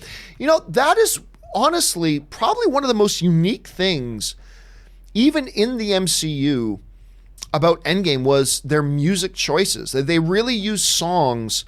And you could tell right from the beginning they had that song playing as the Marvel flashcard opens at the beginning of the movie. They even had a song playing there, and it hasn't been since Guardians of the Galaxy that you really felt like the soundtrack was really a living, breathing part of the movie. You know what I'm saying, Caleb? Where you felt like the soundtrack was a living, breathing part of the movie since Guardians of the Galaxy. And it makes it one of the more unique MCU films, I think, and something that really is just kind of adds to the specialness of the film. So I'm completely with you on that, Caleb. All right. Darth Suthius writes, oh, my mouth's getting dry. And that was the last of my drink. In a few more minutes, guys, we're going to take a break so I can go run and refill my drink. Anyway, Darth Suthius writes, hey, Mr. C, like your thought on Nano Man. I am the same with Nano. Oh, I see what you're saying. I'm the same with Nano Panther. I don't like his nano suit. His Captain Civil War suit, however, was pretty simple and cool. Yeah, I'm not a big fan. I'm not a big fan of the nanotechnology stuff because it's just magic at this point that they've been the way they've been using them in the MCU. Like, I'll straight up tell you, I hate what they've done with Iron Man's suit. I still love the Iron Man character. I still love it. But I do really, I hate what they've done with the Iron Man suit. That they've gone from, like, Tony Stark, super advanced engineer, pounding metal in a cave and making a practical suit. Which was, of course, sci-fi fantasy, but kept one toe in the pool of feeling really real world. At least feeling real world. Even though his suit was completely not, at least felt it. Once they moved to the whole nanotechnology thing, then it's just call it a magic suit. Just call it a magic suit at this point, please. It doesn't bother me as much in the Black Panther thing because Black Panther is supposed to be a civilization that is 10 to 20 years more advanced than the rest of the world technology-wise. So on that level, I give it a little bit more of a pass. But yeah, I can totally see where you're coming from on that, Darth. James Vaughn writes, saw Endgame last night. Oh my God, that ending, cried the entire time. I stand by it. Right now, I still think that the last hour of that movie is the greatest single hour in comic book movie history. I eat it up. Just eat it up. I'm Upset writes, more likely to 1 billion, Jumanji, Pikachu, or Sonic. I'm going to say Jumanji. Pikachu right now is a complete unknown. Jumanji came out and made over $900 million. I mean, the last Jumanji nearly joined the $1 billion club. I don't see any reason to think that this one won't. The only thing that'll keep it is if the movie's not as good. So we won't know for sure till we see it. But I would say right now, the better, they both may hit $1 billion, but I think the better chance is Jumanji right now. Damian Davies writes, the final scene of True Lies with Jamie Lee Curtis, by the way, that's my all-time favorite action film is True Lies, with Jamie Lee Curtis and Arnie on a mission, perfectly set up the sequel. Surprising it never materialized. Thoughts? Dude, my number one biggest regret of a sequel that didn't get made was True Lies. You had it perfect. And where True Lies ends is a perfect setup for a new movie. You got these characters that are rich. You've developed a bunch of them. They're still a great team. You've now got a new dynamic by the end of the movie. Perfect setup for a sequel. The only thing off the top of my head is I'm not quite sure how much True Lies made. But True Lies is honestly my all-time favorite action film. I love True Lies.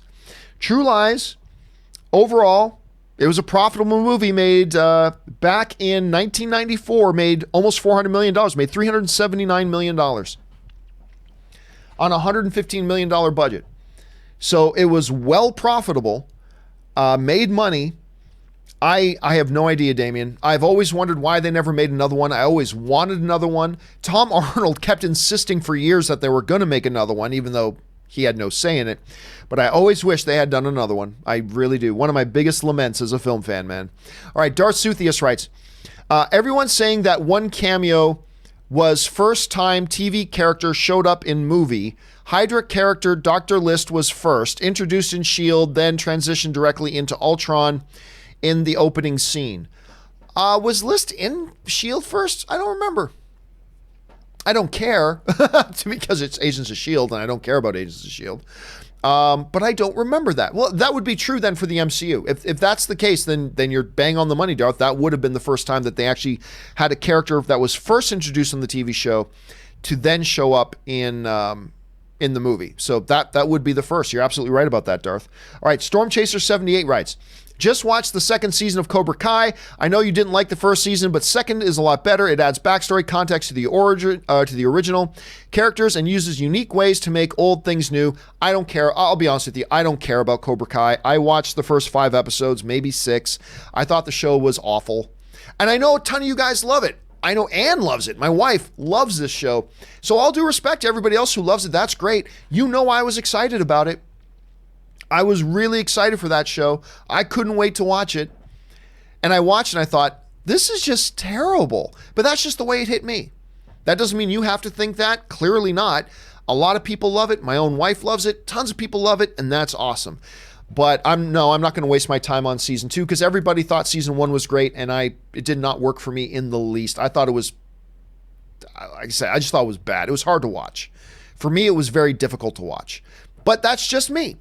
And we've all got TV shows or movies that everybody loves that don't work for us. We've all got them. I'm not the only one. I'm just the only one who gets on a show and admits it up front. Y'all, it's kind of like masturbation. Y'all do it.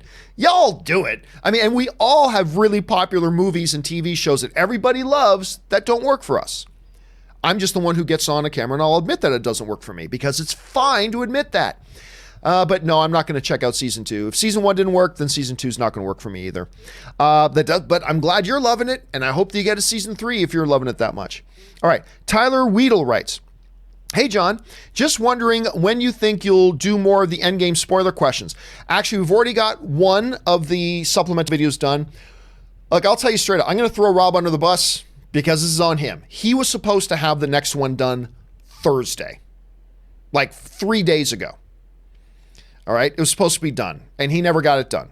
He got busy, he got caught up, blah, blah, and I've been waiting to do a final couple pieces because he's supposed to do those ones first. And every day came and went, and he wasn't able to do it. He wrote me this morning. He insisted it's going to get done today, and that the next round of the follow-up videos to the spoiler discussion, we've already got one up, but we got to get the next one up. That should be going up today because Rob insists to me that it's going to be done today, so it should be up later tonight. And then you'll see another one tomorrow, and then we should be done. All right. Tyler writes, hey, John, what if, just kidding, here's some more money because, damn it, I love this show. Thank you so much for the support, Tyler. You know what? I love it when people prove, you know, there was always a large thing going on online that the online community won't even support the stuff they love. And I've never believed that. And you guys continue to support content you like. You guys prove that online audiences will support the content they enjoy. And I am obviously very grateful to you guys. Number one, to my Patreon supporters who form that backbone, that financial backbone that really lets us do what we do. To you guys who, all of you who watch the videos that support us that way. You guys who send in super chats, you give us great topics of conversation to talk about, number one. And number two, you support the show that makes these shows possible. I mean, this whole network is a living testimony to the fact that people will support. People aren't, well, we all are kind of cheap asses. I know I am. But even though we're all cheap asses, people will support the content they enjoy. And I thank you for that, Tyler. And I thank all of you guys who are my Patreon supporters, who come and watch the videos, and to those of you guys who send in super chats, thank you so much, and I appreciate it. And thank you, Tyler, for sending that in. I appreciate that, man. All right. Ant Banks 1984 writes, the Alan Silvestri portals is so powerful, especially as the transition to the Avengers theme. Can't stop listening to it. It's one of those things where, like, here's the interesting thing to me. I've never thought the Avengers theme is that good, honestly. But as the MCU has continued to put out movie after movie after movie and grown and grown and grown, and we've got more and more Avengers movies, we've now had 4, the meaning of the music has intensified. Now, when you hear ba ba ba ba ba ba ba, like when you hear that now, you are hit with multiple films of imagery and thoughts and what is tied up in that, and as a result, the theme has gotten better. Even though at first I thought, it's okay. The Avengers theme is okay for the first Avengers movie. I thought the first Avengers movie, yeah, the music's okay. But as the MCU has evolved, the meaning of the music has intensified and deepened, and therefore now it elicits, when I hear that music, it elicits a much bigger response to me now than it did before. It's just kind of weird the way that stuff works. Let's see. Jad's Big Huge Geek Commentary writes, I'm trying not to get antsy on marketing, but we're nearing the 100-day mark and it's still non-existent for It Chapter 2. Again, the movie's still almost 4 months away. I see no reason to even question it until you're under 3 months out from the movie. I really don't. There is no point in putting out trailers 5, 6, 7, 8 months in advance. There's just no point. I'm not saying nobody should do it. I'm just saying there's no point. Because the movie's still far away. Any buzz you create now is going to dissipate until you put out the next trailer. I'm not worried about it at all. Like, talk to me when we're like 9 weeks out and there's still no trailer. Then we can start going, then we can start wondering, like, what's going on. But right now, I don't see any need quite yet. So let's talk about it in another month. And then maybe there's something to get worried about. But as of right now, I just don't see the point of it. D's Nuts writes, just noticed Thanos swears. Well, I guess this doesn't give anything away, so I'll address it. Just noticed Thanos wears the gauntlet on the left hand in Infinity War and in the beginning of Endgame, but at the end of Endgame, Thanos wears it on the right hand. Oh, you know what? No, I can't really go into that. Sorry about that, man. Joser Myers writes, Adam Sandler tribute to Chris Farley was awesome. It was a really nice little thing they did. Now, the Kosan writes, there is this small indie movie just crossing $2.1 billion. This little, spunky movie that's got a can-do attitude. Climbing up the box office charts. It's really impressive to see. Good for them. Let's see. Daniel Joseph writes, Buonasera, Senor Campea. Well, thank you so much. Question about the upcoming Detective Pikachu movie. Do you consider a video game movie or an anime movie adaptation? Technically speaking, I've answered this before. Technically speaking, it's a video game movie. But the vast majority of the world don't look at Pokemon as a video game franchise. So to most people, it's an anime. So I consider it an anime adaptation. I'll say straight up, technically speaking, it is a video game adaptation. It is, technically speaking. But I don't consider it that. But that's just me and the way I look at it, which it doesn't really matter either way, I suppose. Murray Reich writes, In A New Hope, what if those imperialists decide to instead destroy those escape pods containing C-3PO and R2-D2 and plans? I wonder how everything will unfold. Well, listen, Murray, I was talking about, a lot of people complain about, in Endgame, we all know Paul Rudd. We all know because he's in the trailers. We all know Paul Rudd gets out of the quantum realm and comes back and meets the rest of the Avengers. We found that out in the trailer. There are a lot of, for those of you who've seen the movie, know what I'm about to talk about. There are people who complain about how Scott gets out of the quantum realm as that was just pure dumb luck. My argument is, sure, but even our heroes need a lucky break from time to time. And I would say, look at Star Wars. If it wasn't for the fact that the red droid, R5, had a bad motivator, because remember, Uncle Owen takes C-3PO, and he doesn't take R2-D2. He takes R5, the red one, right? Well, come on, Red. And R5 starts to go out, and all of a sudden his motivator blows. Hey, look, Uncle Owen, this one's got a bad motivator, or whatever, right? If that doesn't happen, Star Wars is forever different. R2 doesn't end up with Luke, and the entire thing goes in a different direction. Even heroes need a lucky break. Even the best sports teams from time to time need a lucky break. And so, Murray, that's a great example of that.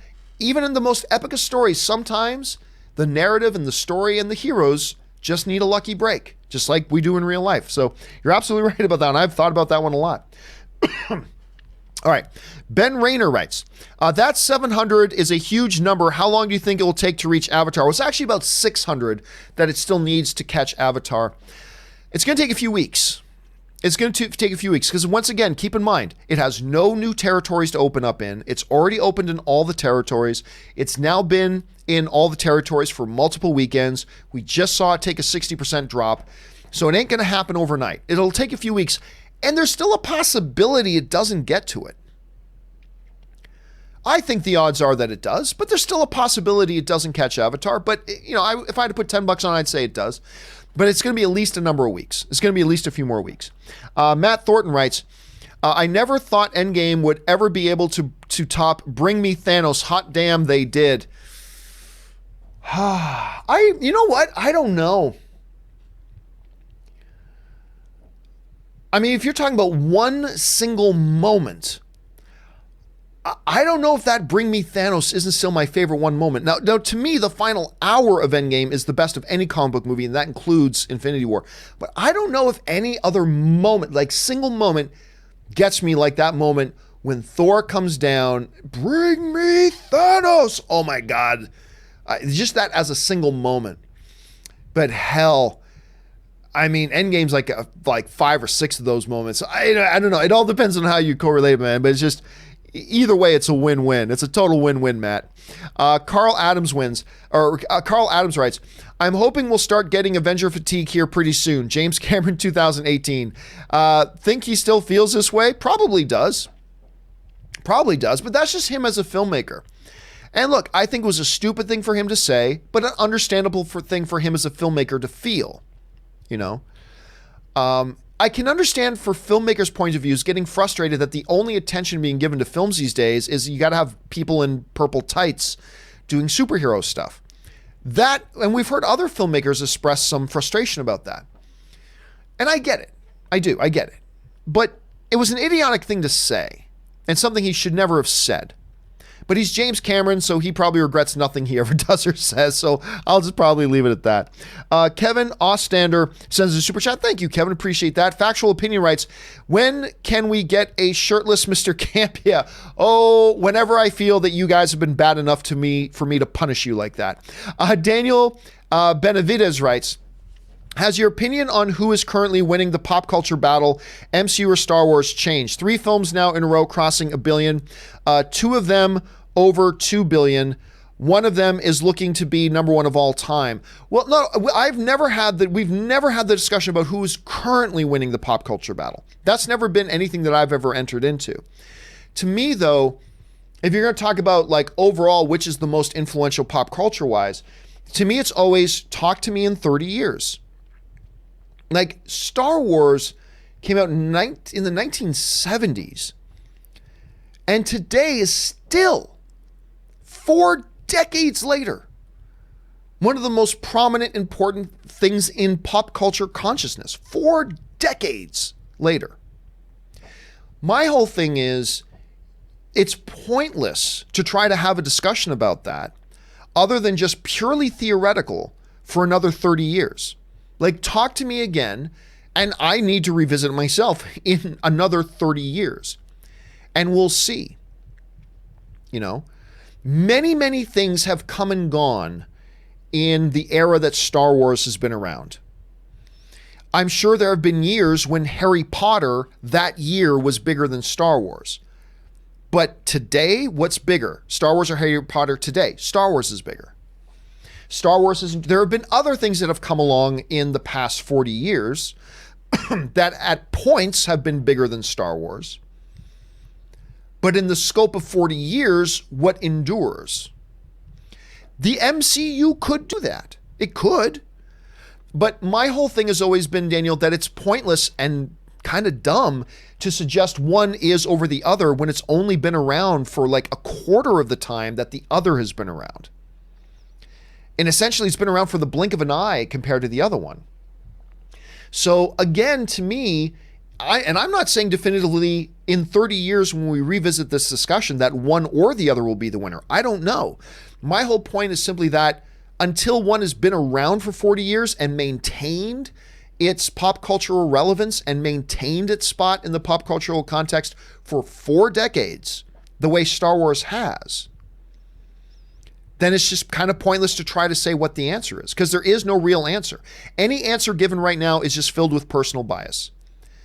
And that's why I say in 30 years, I don't know what the answer is going to be. I don't know if it'll be MCU. I don't know if it'll be Star Wars. Hell, I don't know if something else gets introduced in the next couple of years that 30 years from now blows away both Star Wars and the MCU. I just don't know. But again, it's not even a conversation we can have. Look, things have come along that have been bigger than Star Wars in individual years and individual sets of years. There will be more things that come along that will be bigger than Star Wars for individual sets of years. The question is overall in the big picture, and that we simply can't answer until the MCU has been around for another 30 years. So we'll try to answer that question then. Let's see. And by the way, right now, Marvel still hasn't had $3 billion films in a row. It's had $2 billion films in a row. It had Captain Marvel and it had Avengers Endgame. Now, I think Spider-Man Far From Home, I've called it before, I'm sticking by it. I think Spider-Man Far From Home can be $1 billion film. And then if that happens, then you'll have your 3 in a row. Like right now, Star Wars is still the only one to have $3 billion films in a row. So it had Force Awakens, it had Rogue One, and it had The Last Jedi. So it had 3 films in a row join the $1 billion club. The MCU still hasn't done that. But I think it will with Spider-Man Far From Home. I think it will. So at that point, now we're just a couple of months away from that point being moot anyway, I suppose. Because I do think Far From Home will cross the $1 billion mark. All right. Jared McBride writes, I knew that Avengers Endgame was going to do good, but I never thought it would hit $2 billion this fast. Again, you got to take it with the little asterisk that it opened in more markets than any other film did at the same time. So that gives it a bit of an advantage. But I'll tell you what, I still didn't think it would do it that fast. Even once I believed it was going to hit $2 billion, and even though I understood it was going to open in that many markets at the same time, even I still didn't think it was going to hit it that fast. I mean, it is crazy. We are witnessing, I keep using the word history. We are witnessing history in the making right now. It is nuts, and I just hope we take a second to take a breath and appreciate what it is we're seeing happen. It's absolutely nuts. Miggy B writes, John, extrapolate on your love for Noises Off. Well, I'm not going to go into a full review.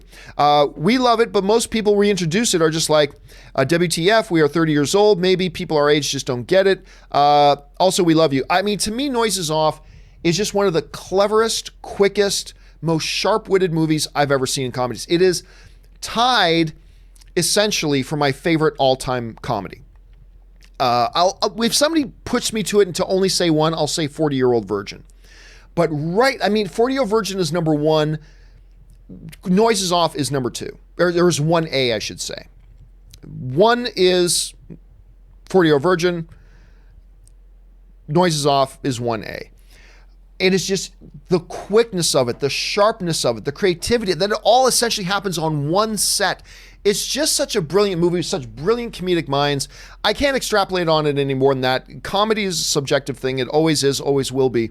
But it's just, to me, the best. And more people should check it out, Miggy. All right.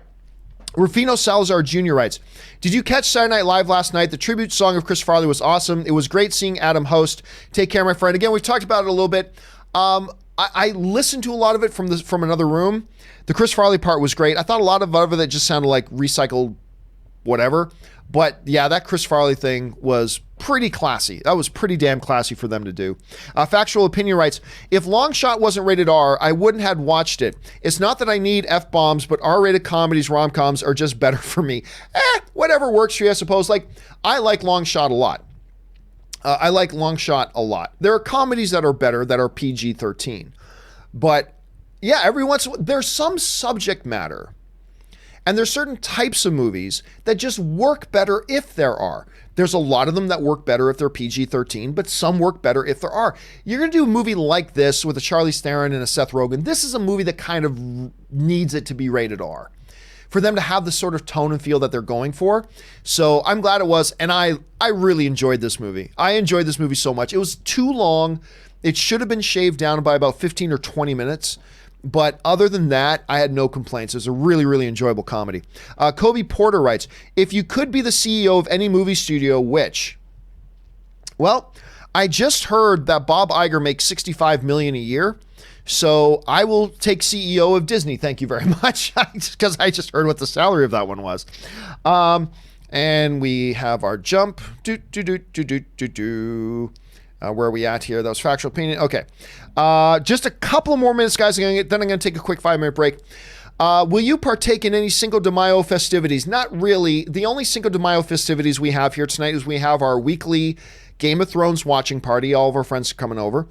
And we're going to have a bunch of Tostito chips and guac and salsa. That's about as Cinco de Mayo as we're getting, to be honest with you. So that's the excitement. By the way, guys, don't forget, later tonight, me, Ann, and Kaori, we will be doing our post-Game of Thrones recap, total open spoiler discussion. This time, I'll try not to drop any Avengers Endgame spoilers like I idiotically did last week. So make sure you guys plan on joining us after you watch Game of Thrones tonight. Come back and join me, Ann, and Corey for our discussion on it. All right. Angus Dustagear writes, hey, John, if you could choose to have a biopic made about anyone, who would you choose? I'd love to see a film about Steve Irwin. What a brilliant man. I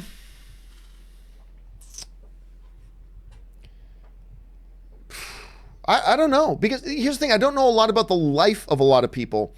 I've always said I wanted one of Jim Henson. That I would find fascinating.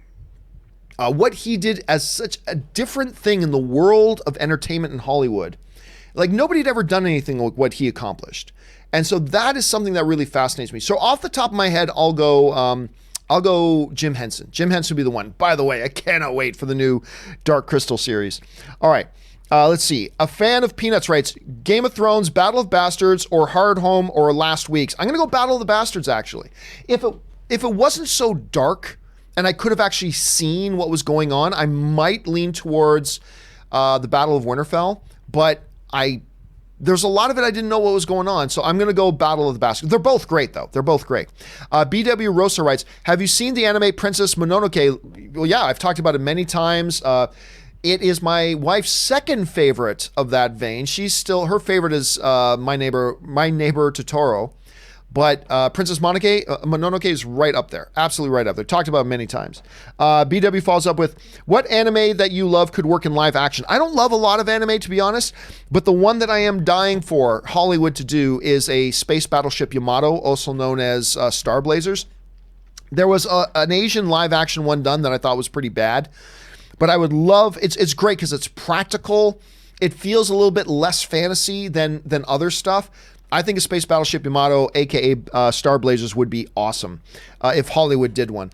Fan of Peanuts writes, no Endgame spoilers, Sean. I actually want to talk about tonight's Game of Thrones after the show ends. I promise. No Endgame spoilers this time like I dropped last week. I still feel bad about that. Jim Jam Baru writes, 2 weeks and it's already beat Titanic. Holy crap. Again, Do keep in mind that it opened in more markets at the same time than any other film in history, whereas most films in history, they open up in a couple of markets, then a week or two later, they open up in a few more, then a week or two later, they open up in a few more, and so on and so forth. And I don't even know if Titanic ever played in China, which is the second biggest film market in the world.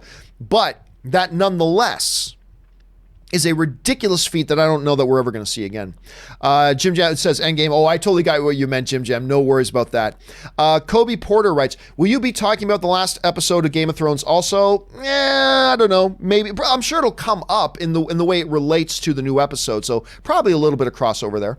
A fan of Peanuts writes, Game of Thrones, thematically I enjoyed the dark look. I did think it was too confusing because of that, but understand the realism and it legitimized the confusion. It didn't legitimize it for me at all. Look, I get it. There are many movies that have battles that happen at night, and we understand as an audience the confusion of darkness, but we should not be confused. The audience shouldn't be confused. We should see what's going on. And I know I think it might have been the cinematographer, maybe not the cinematographer, but one of the people from Game of Thrones' crew came out and said an idiotic thing, like absolutely brain dead moron thing to say. Well, people just don't know how to set their TVs. Time out, fucking asshole. It's your job to present the content. It's your job to present it. It's not up to the rest of us to recalibrate our TVs and get everything set to maximum brightness and do this just so we can see the fucking show, you moron. I'm sure whoever it was that said that with Game of Thrones is totally talented and probably a great guy and somebody I would love to share a drink with sometime. But that was an idiotic thing to say. It is never the right move to blame the audience. It's never the right move to blame the audience. And what this fucktwit did was come out and instead of going, hey guys, sorry, we were going for something. I guess we said it so dark that a hell of a lot of people wrote and complained that they couldn't see what was going on. Hey man, we apologize. We apologize. And we dropped the ball on that. And, we got 3 episodes left and we know you're going to love what we've got. And thank you for the kind comments and thank you for the criticism. And now we're going to move on. That's what he should have said.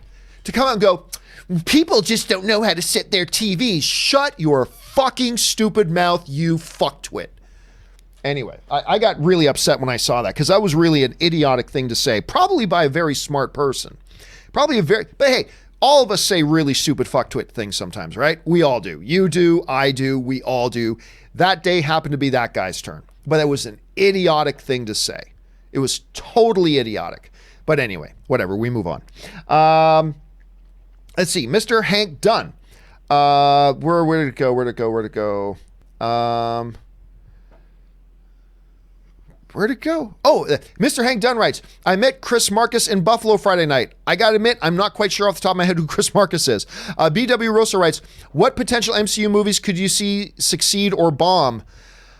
They're all gonna succeed. There's never been an MCU film that's bombed. So the potential ones coming out right now are, we know Black Widow is gonna go into production this month. We already know they rehired the director for Doctor Strange 2. We already know they rehired the director for Black Panther 2. And we've got an Eternals movie coming. The only one that has any potential of bombing is Eternals because it's so different and weird and all that kind of stuff. But we've seen that before in Guardians of the Galaxy and it was a big hit. So they're all going to succeed. That's just what the MCU movies do. They all succeed. And these ones will be no different, brother. All right. James V15 writes, and this will be the last question I take, guys, and then we're going to take a 5-minute break while I rest up my voice for a second and refill my drink. James V15 writes, hey, John, happy Star Wars Day from Australia. Oh, I guess in Australia, is it still May the 4th there? I know this is old news, but did you watch the WWE Hall of Fame when Bret Hitman Hart was attacked? Enjoy your day. Yeah, we talked about it several times on the shows, James. Just so when Bret the Hitman Hart was accepting the induction into the Hall of Fame, some fan ran up on stage and tackled him from behind. It was an idiotic thing to do. I hope they beat the shit out of him behind the scene. But I mean, hey, no harm, no foul. Bret was fine. Everybody was fine. Just some loser trying to get some attention. So no big deal other than that. All right, guys.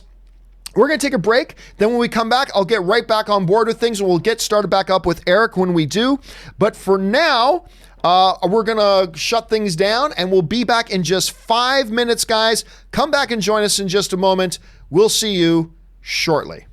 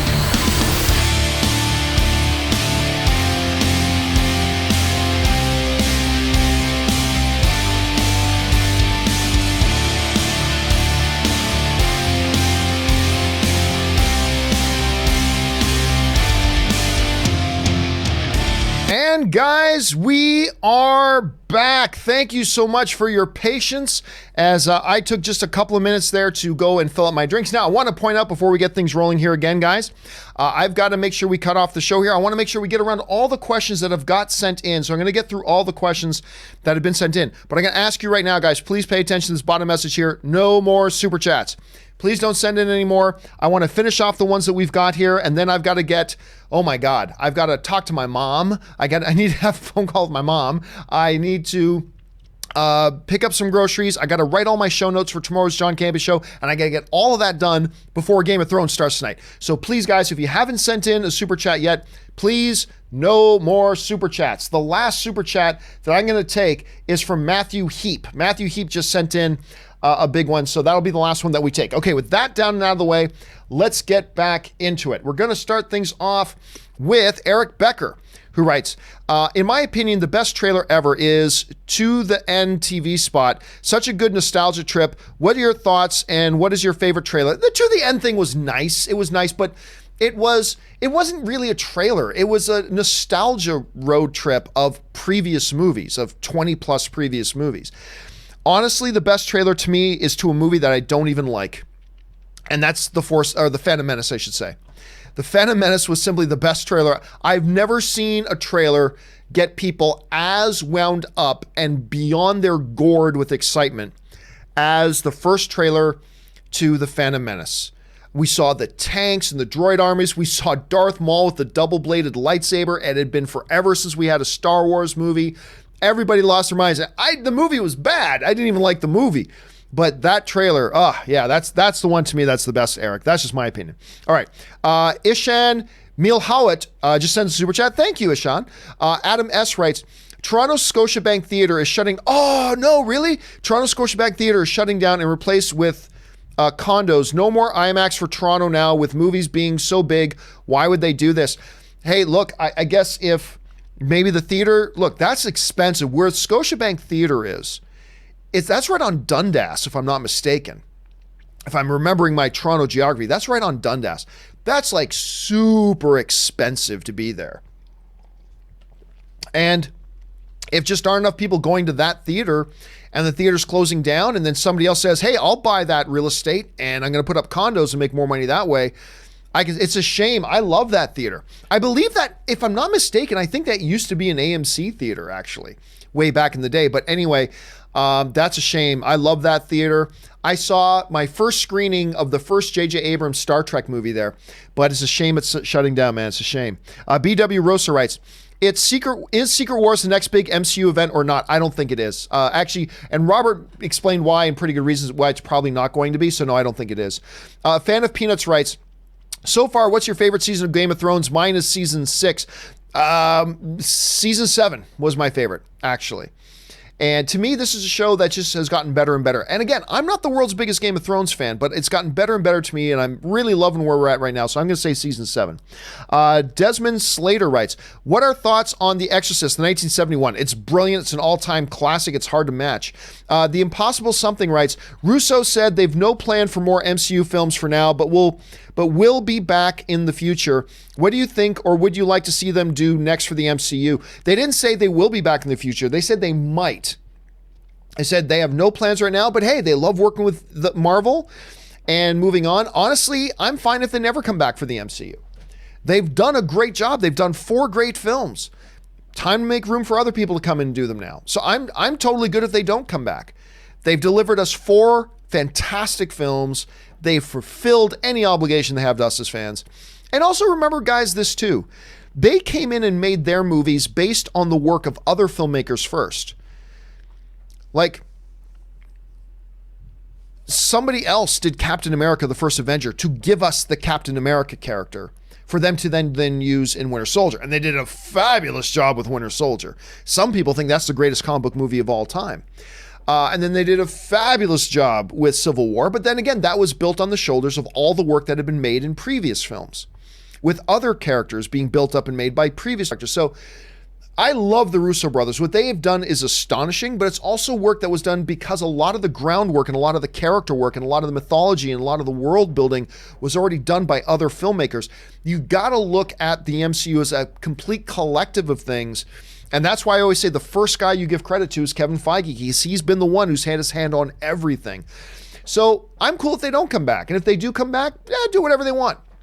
I'll certainly be happy if I hear they're coming back, but I'm totally cool if they don't because they've already given us so much. Okay, Ishan also writes, what are your thoughts on Hulk's future in the MCU? Hard to say. The thing with the Hulk is they can never make him the primary lead guy because they can't make a Hulk movie because Universal has the distribution rights and Marvel refuses to make a Hulk movie unless they distribute it themselves. So they're caught between that.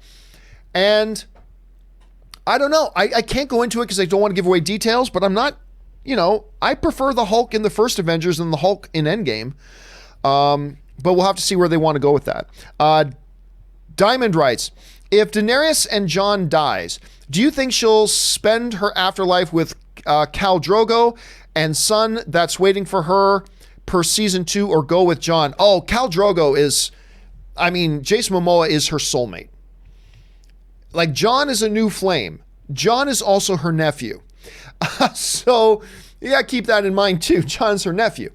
I think they made it very clear she had a love for the ages with Drogo. She had a love for the age with Drogo. So my guess would be if they did some kind of gladiator ending, because remember we got to see Maximus have his ending where he got to see his wife and his son in the wheat fields again. If she dies and she has that moment, I think it's going to be Khal Drogo. That's my guess at any rate.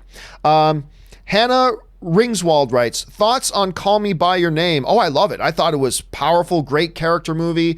Timothée Chalamet is going to be a force in this business for a long time. Armie Hammer was great. It's a wonderful film. David Lenian writes, Godzilla King of the Monsters tickets haven't gone on sale yet. I've been seeing tons of ads for it recently, but no tickets. What do you think the story is there? Guys, it wasn't all that long ago when there were no such things as advance tickets. There is no story. There's just no need. Look, why put the tickets for Godzilla King of the Monsters on sale when everybody in the world is rushing out and talking about Endgame? Right? At least it's wait until after. If I was in charge of the studio, I'd say wait until at least after the second weekend for Endgame. Then start thinking about putting the tickets on sale. But it doesn't matter. It doesn't matter if the tickets don't go on sale till the day before it comes out. We're all going to have an opportunity to buy our tickets for when we want to go. For me, David, I don't see any relevance or any importance or anything that signifies something positive or negative by when advanced tickets go on sale. I really don't.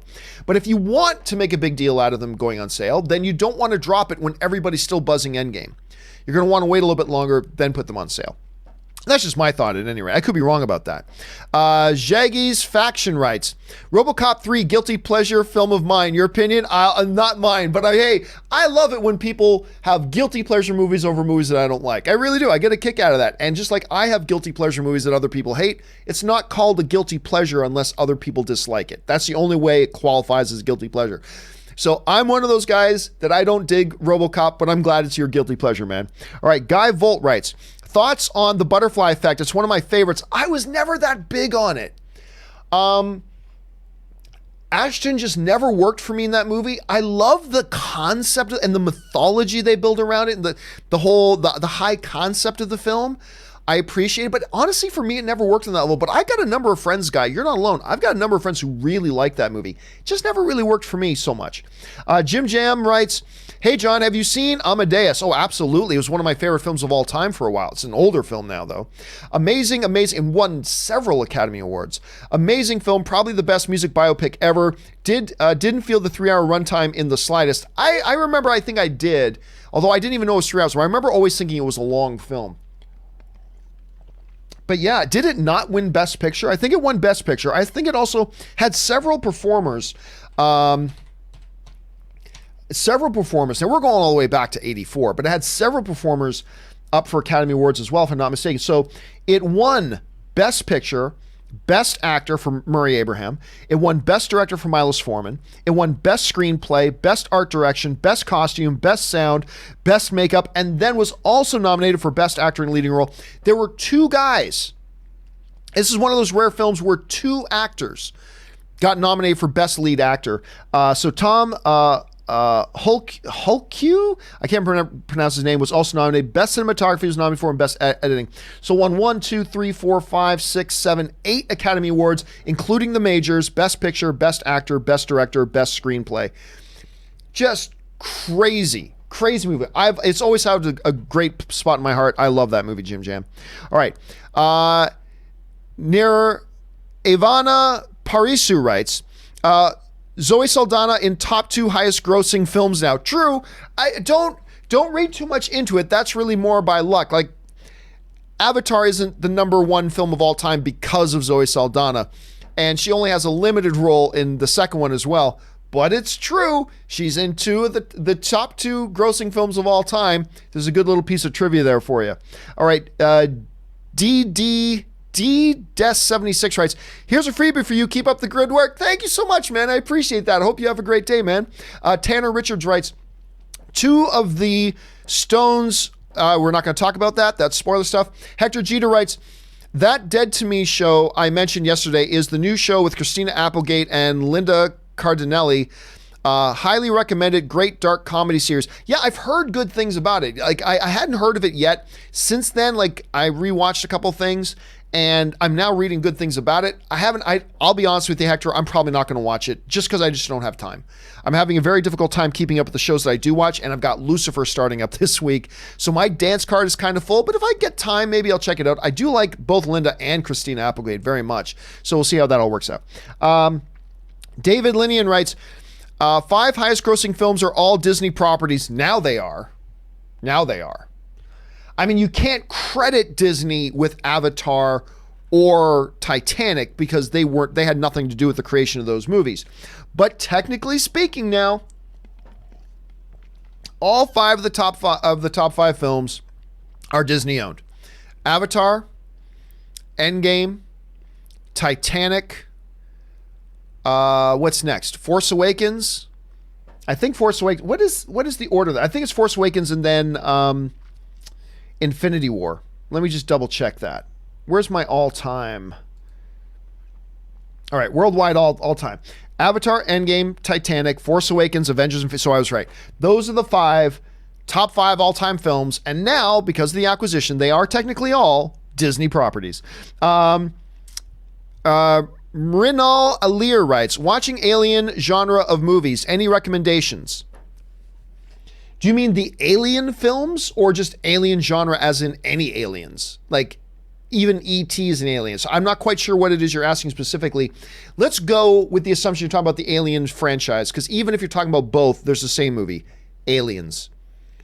The sequel to Alien, Aliens. My number 2 favorite all-time action film, one of the greatest movies ever made. That one gets my highest recommendation. Check that out if you get a chance. Pumped Dup Kicks 29 writes, hey, John, did you see Cobra Kai? Again, I've talked about it many times. I was very excited for it. I watched the first 5 episodes and I thought it was horrible. And I get it. Everybody else loves it. My own wife loves it. Corey loves it. Everybody loves Cobra Kai. I think it's terrible. But like I said, we all have shows or movies that everybody loves that don't quite work for us. That, unfortunately, just happens to be the one for me. But I'm glad everybody likes it so much. All right. Seabass M writes, do you think the awful-looking Sonic could all be a clever marketing ploy? They may have a good-looking... There is no such thing as a good-looking model for Sonic. Let's just be clear about that.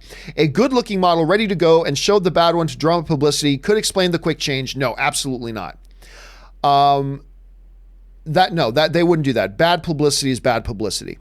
I'm just telling everybody, look, when you look at the Sonic the Hedgehog character, taking that character in live action, there is no design that makes it look good. You may think there is, there's not. It's going to look bad no matter what they do. Just come to grips with that. Now, it may look better than the one they put out. That's totally possible. They can make one that at least looks better than the one they put out. But there is no taking a Sonic the Hedgehog character and making it look good in a live action. It's going to look preposterous no matter what. So I'm just telling everybody, be prepared for that. It's going to look preposterous regardless because of the nature of the character. Carter writes, you always say Avengers gave us the MCU's only full Hulk out, but the Incredible Hulk has at least 3: Brazil, Culver University, Harlem. I mean, sorry, I should have said in the shared, in the big shared universe, right? You are right, of course, that in that Hulk that I appear in with Ed Norton Jr., we get the fight with Abomination, which is amazing and great. There are great Hulk out moments, but seeing Hulk, we never saw anything like Hulk in the Battle of New York in the first Avengers. When Cap turns to him and says, Hulk, smash. And he smiles and starts wrecking shop. And more importantly, when he goes, that's it. That's just the thing. I'm always angry. Turns into the Hulk and in one punch takes out the giant space worm. It's like, ah, I saw heaven open up with angels, choirs of angels singing, going, ah, as the Hulk was doing that. It was like the most glorious religious experience ever. And they never gave us anything like that with the Hulk again. And I really wish they had. With all the great stuff they've done, I really wish they've given us something more like that. But you are right. You are right, Carter. Regan Crisp writes, I don't think we'll see another Avengers film until Phase 5, but probably still a team-up film like Civil War was. Team up, but not Avengers. I don't know. Remember, like, Phase 3 had like 11 films in it, right? So we know 4 of them that are coming. Black Widow, Strange 2, Panther 2, Eternals. There's still 5 other films they could do and technically call them Phase 4 and still have less movies than Phase 3 did, right? So we very well could, but I think at the very minimum, Regan, at the very minimum, I think we will get an Avengers film in Phase 4, but at the very minimum, I agree, we will at least get something like a Civil War that has a massive amount of the characters in it. Kevin Bennett writes, Diane Guerrero is awesome as Crazy Jane in Black Panther. In Deadpool. I don't remember. Hold on a second. Why is my brain thinking on a totally different level right now?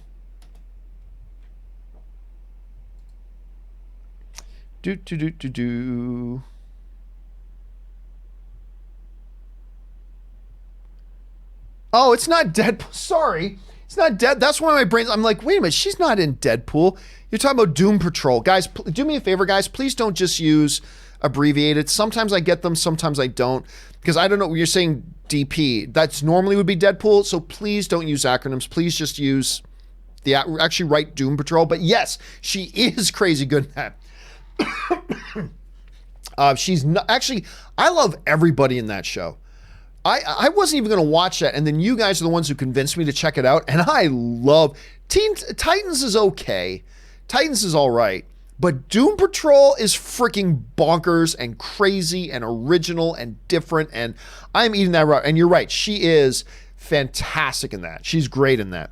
Ant Banks 1984 writes, it was funny when I went to see Endgame, these guys next to me sat in pre-assigned seats and had to get their asses up when the actual buyers came. Oh yeah, I mean, that's one of the great things about look, I got no problem. Look, if you're in a pre-assigned seat theater and the movie's about to start and you see some empty seats that are better, yeah, go sit in them. Just as long as you're ready to go, hey, if the people who actually got the seats may still show up, even though it looks like they're not, then I'm gonna have to get up and go. As long as you're good with that, I got no problem with that. That's great. But as long as they get up and give up their seats to the people who actually own the seats. Robert Mickle writes, do you think Incredible Hulk will make it to Disney Plus considering the distribution rights? Remember, distribution doesn't just mean movies. Distribution means you get to decide where the movie goes. That includes streaming, home video, DVD, Blu-ray, everything.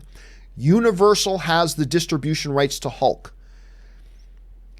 And that means if they make something for Hulk, Universal can go, we're going to go put it on Netflix because they're the distributor. The distributor gets to decide where the content goes. So no, until they get this situation with Universal straightened out, I don't expect to see an Incredible Hulk show on Disney+. Pop Cafe writes, I'd love if the Black Widow movie is both prequel and sequel at the same time. Nat in her past, Bruce in the future. Well, we can't talk about that. That gets into spoiler stuff. Troika S writes, trailer Sonic looked like a Chinese knockoff. Terry didn't change it. Sonic is Sega's brand icon. He's their Mickey Mouse, and they were not happy. It doesn't matter if they were happy or not. The filmmakers got to make what they think is going to work best for the film. Sega are not movie makers. They know nothing about making movies. And if they negotiate away the rights to whether or not they got a say in what the character design looks like, then they shouldn't have a say. I know it's weird to say that, but that's the way it is. They should have had that put into the contract that they get a say in the look of the character. If they didn't put that in the contract, then there's no reason they should be listened to. They're not filmmakers. They make video games. They don't make movies. So whatever. Hey, look, you're not going to get any argument out of me that the character looks bad. I'm just telling y'all the character's going to look bad no matter what. I'm just telling you, he's going to look bad no matter what. It's going to look absurd in a live action environment. But that's okay. There are other characters, CG characters put in live action environments that look absurd and they work, and it works perfectly well no matter what. I'm just saying it's going to look absurd regardless. Alex Von Gollum writes, "Hey Gio, don't like 3D screenings too, but I've learned something from Endgame in 3D. The glasses cover the tears pretty well. Teared my 6th screen." That's funny. I like that. That's good, Alex. There you go. There's a practical application. One of my biggest problems, you just highlighted though for me, Alex. One of my biggest problems with 3D is that these directors and cinematographers bust their asses to give us these beautiful, vivid, great images. And then the first thing we as idiots do going into a movie theater is put tinted film over our eyes. I've never, it just always confounded me. But you're right. It's great for hiding the tears. That's good, Alex. Fanimator Audience Reactions writes, "When do Toy Story 4 tickets go on sale? No idea. I don't think it's really important." Eddie Burton writes, "Got to see Batman 89 on the big screen. So cool. It's always great when you get to go and check out a classic film the way it was originally meant to be seen on a big screen like that. That's awesome. I'm glad you had that experience, Eddie." Jetfire97 writes, "I did it. I saw Endgame today. Good on you. First time without spoilers. And you made it this far without spoilers. With the whole world having seen the movie and you were able to go in spoiler free. Well done, Jetfire. When the next big movie like this comes out, you're going to have to put out a tutorial video on how to stay spoiler free, because that's impressive, and I'm glad you saw it. Dom Alvarez writes, "John, thank you for what you do and can't wait for Game of Thrones." Thank you, Dom, for being here and being a part of the community. I also cannot wait for Game of Thrones. It's going to be a good one tonight, I think. Frankie Gouge writes, "Follow up on 4DX post. I was literally shook, rattled, and rolled for 3 hours. Water sprayed on, smoke from explosion, etc. It was exhausting." That's one of the things. I've never tried a 4DX theater myself, Frankie. Never tried one myself. I don't actually think I even have one around me anywhere. At least not close, at any rate. But I keep hearing about those sorts of things. I don't know if I'd find that distracting or not. But I keep hearing from people it's kind of fun. So, so thank you for sharing your experience with that. I will have to give it a shot at some point. And if there's any movie to try it out with, maybe Endgame is the right one, like with all that experience going on. Maybe Endgame is the one to try it out with. I'll have to keep my eyes open for that. All right, where are we at here? Well, only last couple of ones left here, guys. Fanimator writes, "When do Toy Story 4 tickets go on sale?" Well, we already talked about that. Also, Endgame crosses 2.2, is $3 billion in question. It's in question, because you're going to see a rapid decline now of how much, as any movie does at this point. You're going to start seeing a rapid decline in how fast it generates money now. It's already opened in all the territories. It's already had its first couple of weekends. It's just taken a 60% drop, blah, blah, blah, blah. Is it in question? Yes. It's in question. But it can still very well get there. I mean, it can still and I still think it is in question as to whether or not it'll catch Avatar, but I think the likelihood is that it will at this point. And I was one of the biggest skeptics that it could do it. It very well looks like it will now. Still in question, but I think the odds are in its favor at this point, Fanimator. All right, My Thoughts Reviews writes, "Hey John, thought on the new Canadian Premier League. It's a soccer league. I didn't even know it existed." So there you go. I didn't even know it exists. I don't get TSN up here. I can't find a way to watch TSN. Even when I go to the TSN website, they won't let me. They geo-block their videos. I can't even watch the videos on TSN. They geo-block the stupid things. Grr, that frustrates me. Nicholas Pereira writes, "Shazam had good reviews in the US, but in France the reviews were very negative. I don't know about other countries." That's interesting. I thought Shazam was spectacular. I grinned that entire movie. I smiled and was thoroughly entertained that whole movie. Look, you know how much I liked Captain Marvel. I like Captain Marvel very, very much. I prefer Shazam. over Captain Marvel. I had such a great time with it. But hey, all films subjective, and they're made in different countries, and they're get presented in different cultures, and maybe they just come across differently in different cultures. Whatever, all films subjective, it's totally fine. But it's interesting to hear that, Nicholas. All right, Superman Steve writes, John, I just want to thank you. I took your advice and started a movie review channel on YouTube. I absolutely love it. And we need more people in the film fan community adding their voices to the conversation. Superman Steve, I'm glad that you did it. I hope you watched my little tutorial video on how to get started. That should give you some tips and stuff like that. I'm glad you're doing it. Whether 5 people watch it or 5,000 people watch it, doesn't matter. It just matters that you get out there, you're doing something that helps you keep engaged with movies, helps you engage with other film fans. I'm glad you're doing that. More people need to do that. All right. Edward Idle writes, name rhymes with Hyde. Or Ide. Edward Ide. There's no L in there. Why did I say idle? Edward Ide writes, Chris Marcus was an Endgame screen. Oh, Marcus, that's right, sorry. Was an Endgame screenwriter and happens to be a good Buffalo kid. He was here for a screening of the movie. I like Buffalo. Now, I know a lot of people joke that Buffalo is the only above ground hole in the world. I've heard that joke so many times. But I used to drive across to Buffalo all the time to go to Sabre games because they were a lot easier to get Sabre tickets than it was to get Toronto Maple Leaf tickets. We go over there to do some shopping sometime, all that kind of stuff. I love Buffalo. I'm glad you had that experience, Edward. Thanks for sharing that, man. All right. Final question today. We've made it, guys. We're on the final question today now. And the final question today comes to us from our friend, who is it? Matthew Heap, who writes in, with superhero movie fatigue clearly setting in, a little bit of tongue-in-cheek there, I say, what genre would you like to eventually have its next turn? For me, it's Westerns, some great recent ones, but a shared universe set in that type of world could be great. I'm with you. I'm completely, as soon as I was reading your question, what's the next one? I instantly think Westerns. I love Westerns. 310, the recent 310 to Yuma is an underrated one. A lot of people never saw that. With Russell Crowe, Christian Bale, it's great. There's something about Westerns that, you know how superhero movies don't really take place in our world because there's something extraterrestrial about it, about superhero movies. And that's part of the appeal. Westerns are so far in our history that it feels like really stepping into a different world at the same time, which I think is part of the appeal of Westworld too, is that it has both advanced fantasy and stepping into an old world kind of fantasy. I would love to see great Western make a resurgence. I would love that. Obviously, I'd like to see some video game movies actually do well. That would be nice to see for a change. But honestly, Westerns. I would love to see a return of great Westerns, Matthew. You and me totally on the same page when it comes to that. Okay, guys, that will do it for today's installment of Open Mic, and that wraps up this weekend as well. Now, still a whole bunch of stuff to come today on the John Campea Show. Don't forget, Rob tells me he's going to have the next installment of the Endgame spoiler discussion ready to go today, so that should be up later. Don't forget, we got our Game of Thrones post-show later tonight with me, Ann, and Kaori, and maybe my friend John Green will join in for that as well. We'll have to wait and see. He's going to be here for the viewing party, but I'll see if I can get him to stick around and be on the show with us.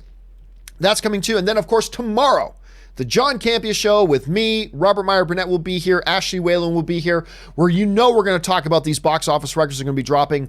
Please mark it down your calendar. Be ready to come back and join us tomorrow at 9 a.m. Pacific Standard Time. That's 12 p.m. East Coast Standard Time. You figure it out if you're in a different time zone other than that. Guys, I love you. Thanks for being here. Thanks for giving us great things to talk about. I love the fact that I can have my weekends and talk films with my fellow film fans. This is great. Thanks so much, guys. Game of Thrones tonight. I'll see you guys a little bit later. And until next time, brothers, bye-bye.